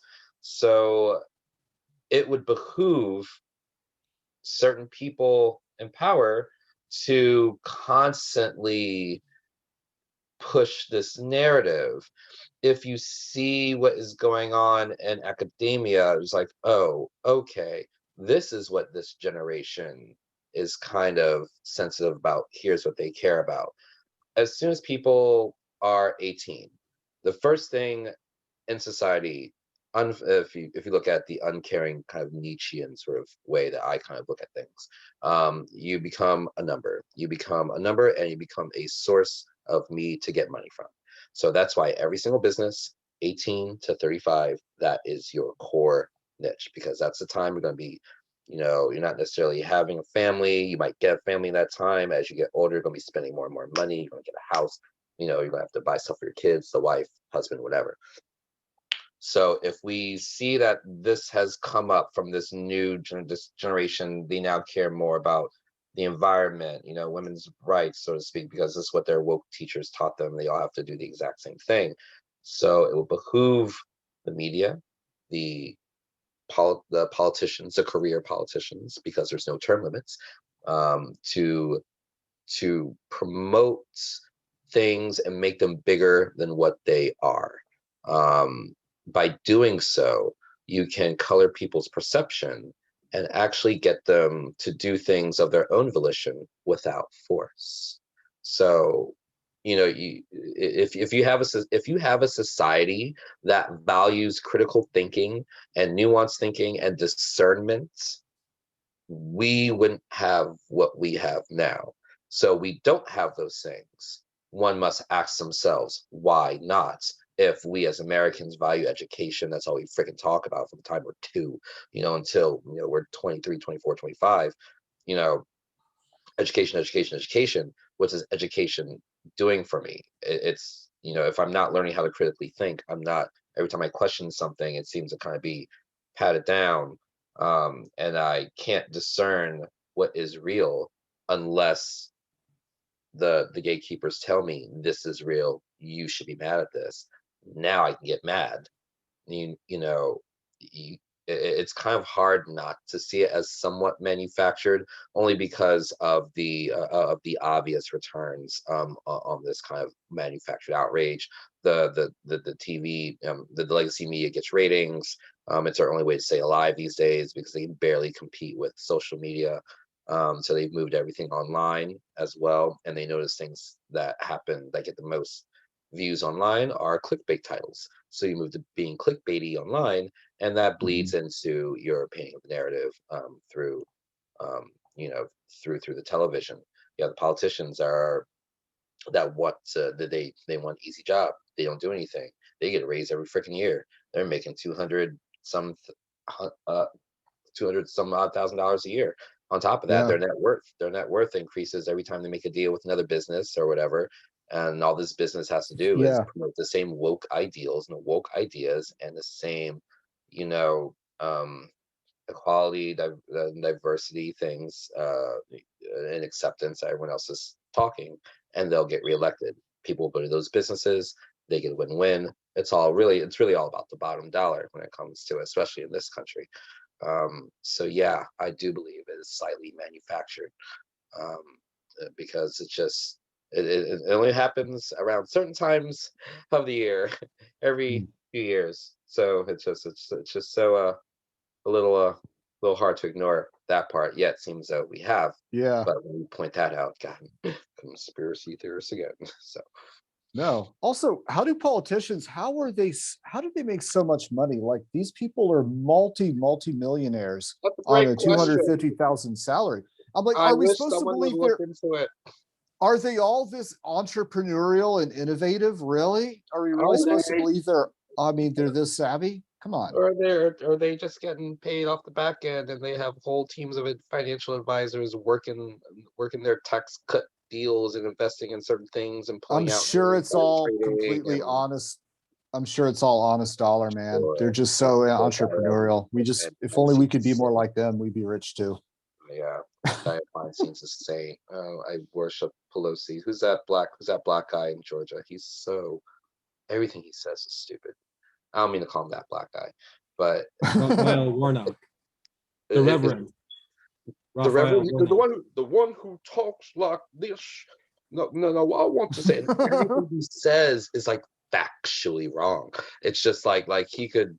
Like, it's like basic things that are wrong. Like, it's almost cute. Like, when I see videos of him, I'll see like other Republicans, like, they'll correct him and they'll be like, oh, he'll say, no, silly talk, and they'll just laugh. Like, it's almost like a game. But he's been in office.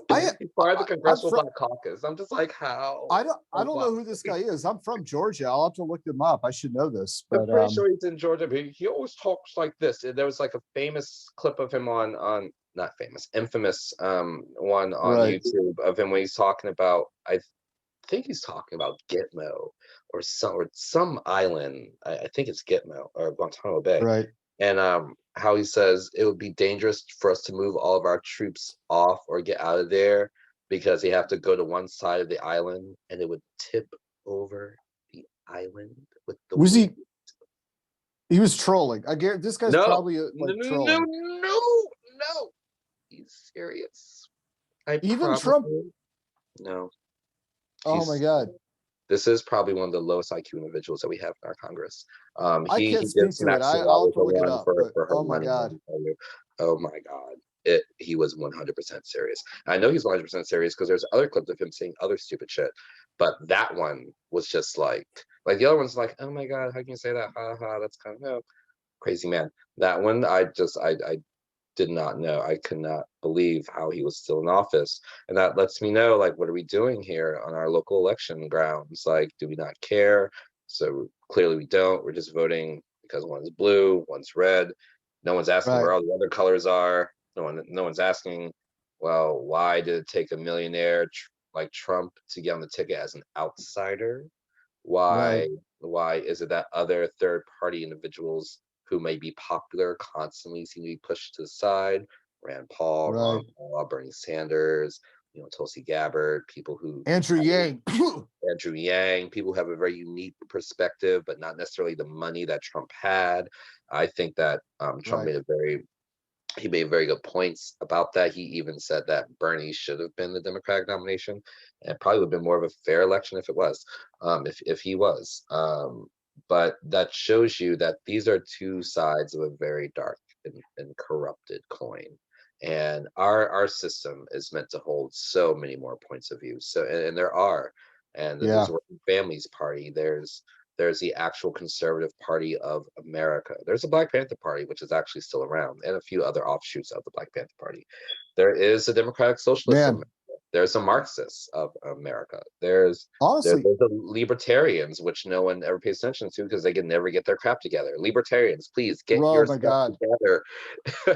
their messaging is all over the map. So Oh every my 20 God, year it's all old, over the map. It's the worst marketing in the world. All they have is legalization of weed, which is great, but I need more. Like every 20-year-old is going to think the Black Panther Party is referring to freaking Marvel Comics. They should totally like capitalize on that. They should. And there's actually like a new Black Panther Party. There's like a couple. One's called like the New Black Panther Party. One is called the African Black Panther Party. And so none of them are really like the original Black Panthers. They're like offshoots. I'm not sure if Right. the original Panther Party can come back. Even they were a bit socialist and left leaning as it was. Right. Funnily enough, with kind of core at the base core conservative values, even though they had certain actors like Dick Gregory and Davis who were straight up really more so communists, and they were even criticized as not even really being there for the movement during that time, but they were really that they capitalized off of their own intellectualness, and they went and Right. after they did their run, and then whatchamacallit went to go teach. Angela Davis got invited after she went back for a master's, and got invited to go teach all these white institutions. Not once did she ever teach at a Black school. Not once did she ever go back down to the South, but she went to these schools where she still teaches these days at UC Davis, teaching her communist doctrine amongst the white folks. In any case, she's never taught an HBCU. So we really need to learn how to, hold. Once again, this just harkens back to holding our own leaders accountable and saying like, well, if you're going to walk the walk, you need to at least talk the talk. No, we can't pay you Stanford or UC Davis money, but are you about the money, or are you about this movement and making our people so that one day we can pay you that UC Davis and Stanford money, Right. Well, our first episode was about getting the corrupting influence of money out of politics to a degree that we'd actually have a real representative republic instead of elite money disproportionately swaying election or our system. I think that's the holy grail. It's hard. It's complicated. It's humbling. I thought I had 10 years ago, I thought I had all the answers. I'm like, just do these things, but it's complicated, man. It's like not that easy, but no, I think the ethos you're promoting is really can pull people together across demography and race and really present a viable pressure to really change things. But I think divide and conquer is used to bring up, so to fight that too. Yeah, definitely, and thank you so much. I try. Of course, I get flack from having of course been a Trump supporter, or even that term means something completely different depending on who the hell you're talking to. But yeah, I'm really all about just coming forward and really getting at to what he represented to those who might not even vote for him, like me, and just got won over. And it was just something different. And of course, progress he made some progress, made some mistakes, like every president has done. But just really questioning, I had a lot more questions of the system during his time than his administration itself, and he even brought up those same questions. I've never seen that.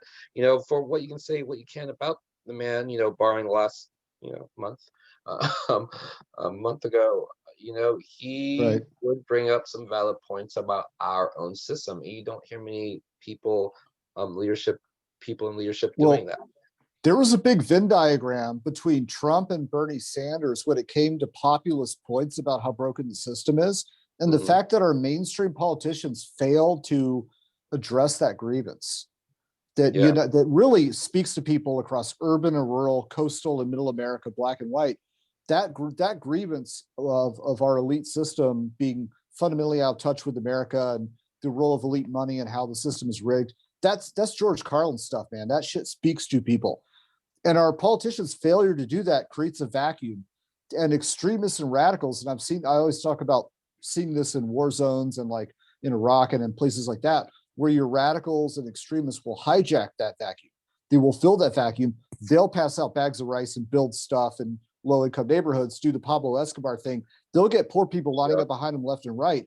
And because they speak to that when politicians won't. So our failure to address that, I think, create a kind of vacuum of legitimacy.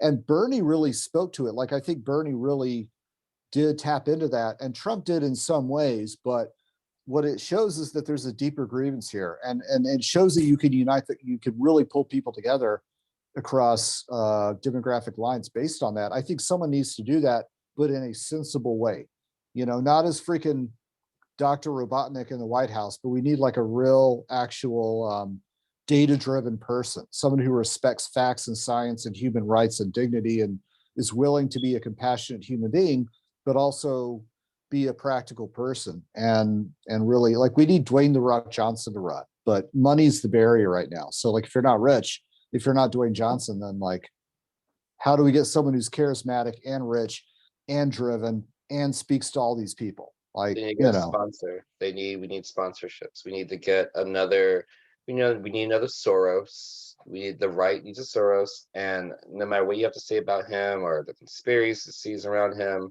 or whatever you have to say about how AOC got in, with the Justice Democrats, take note. You know what I'm saying? Like, take freaking note, man. And this is everywhere. This is especially ADOS people in America. Take note. Make our own thing. Get serious. Find someone who is rich and to sponsor you.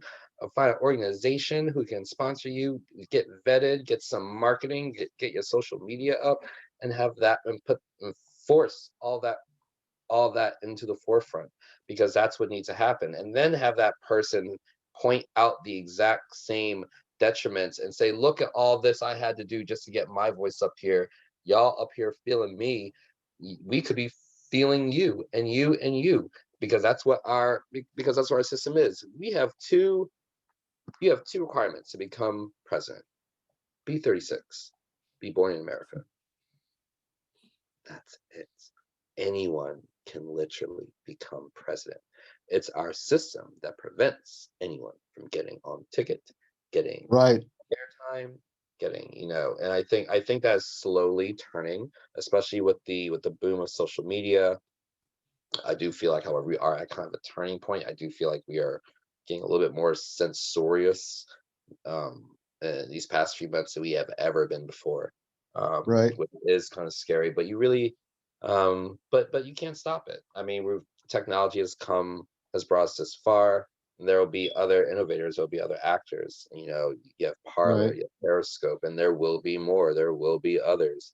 It's and it is shaping up to be a very interesting cultural time in America these days. But I do believe that if you get once the people can empower themselves and see a path forward and bring all the things that we've spoken about to the forefront, economic empowerment from the bottom up, going into these certain communities and showing them how to make a path forward, really getting the stigma out of those who utilize these social programs, getting the stigma out of the people, getting that stigma out of the people's heads who are in those communities, which is the biggest thing, and people on the outside, calling out social media, calling out the legacy media when they do these things, really advocating certain studies that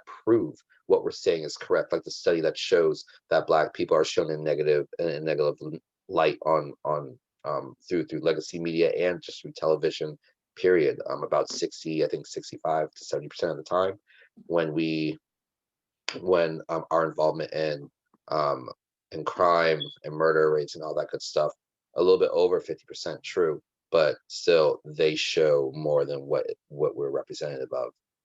Up to 70% of negative images. I think this study covered the early 90s, so I'm not sure how much that has changed, I'll be honest. But it just shows you, the kind of perception, the subliminal suggestion that we're up against, and everything that we have to accomplish to really move forward. But I have faith that we can. And having faith is important. So I think that's a good place to leave it. Thanks, Kyrie, on those optimistic remarks. Before we sign off, I do have a question, which is, do you have any book recommendations? Always. I have so many, but I'll just keep it to a couple. I'll recommend one of my favorite people in the world that I discovered when I moved to New York, Dr. Thomas Sowell. He's actually still alive. He teaches at the I'm not sure if he teaches, but he has a residency at the Foundation. At the Hoover Institute at Hoover at Stanford University. Basic Economics. Everyone in the world needs to read this book by Dr. Thomas Sowell. And then right after that, Discrimination and Disparities. You will see a lot of the disparities that we experience are not from race. You will see that it's actually by class. Race does have a turn in it, but this book specifically, I think, gives people that discernment that they need to kind of see the situation that we have here in America, the class situation. Gives people the discernment they need to see the why and the how of how it is. Couple that with Basic Economics, just literally, as it sounds, a basic understanding of economics and how it works on a personal level, on a state level, on a federal government level. And I promise people's clarity will be so much clearer. And he is a true living gem. Please get his stuff. I have a feeling he's gonna die any day now. I'm gonna cry when it happens, but Dr. Thomas Sowell, Discrimination and Disparities, and Basic Economics, must reads.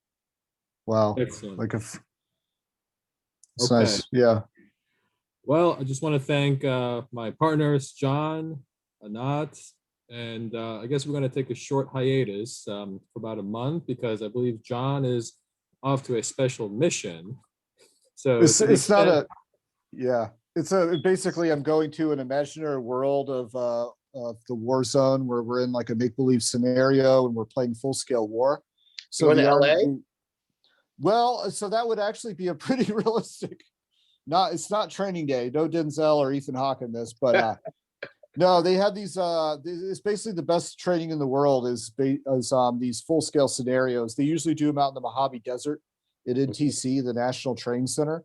And they'll have like hundreds of role players speaking Arabic, and I get to use my Arabic and other languages. I use Russian in one of the last ones. You only speak like 10, for God's sakes. Not all of them are that good. I mean, I took my Spanish defense language test a few days ago.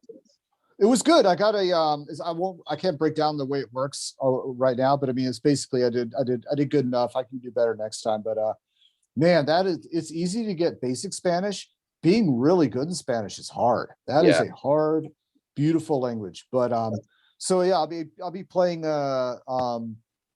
basically the best version of LARPing we're doing that for about a month, and I'll come back. There'll be plenty. Although when you're out there, the thing is, if you're on your phone and you take pictures, they actually will use that to they'll take that screenshot, or they'll take your leaked text message or your post on social media, and they'll post it and embarrass you. To be like, we caught you doing this. If you're in a real war zone, you would actually be compromised, or the enemy would weaponize this as propaganda. So it's like, it really teaches you how not to screw up. I think we need this to train police officers, to train activists, to train people Yes. how to understand social dynamics. This is a really good model for this, but whole nother part of the books I'm writing talk about this, but this was a wonderful conversation, man. It really was, like, insightful, speaks to a lot of things that I think people, and I'm going to share this in Red Hook and parts of the community that I've been in touch with for years, because I think this really speaks to people, and people need to be talking about this stuff, you know? I agree. Thank you. Yeah, and thank you guys for having me. This is Oh been yeah, great. yeah. Gives me a chance to let off steam in a safe space, my box. Always good. Right. Okay, folks. Well, have a good night. See you next time. All right. Thank you.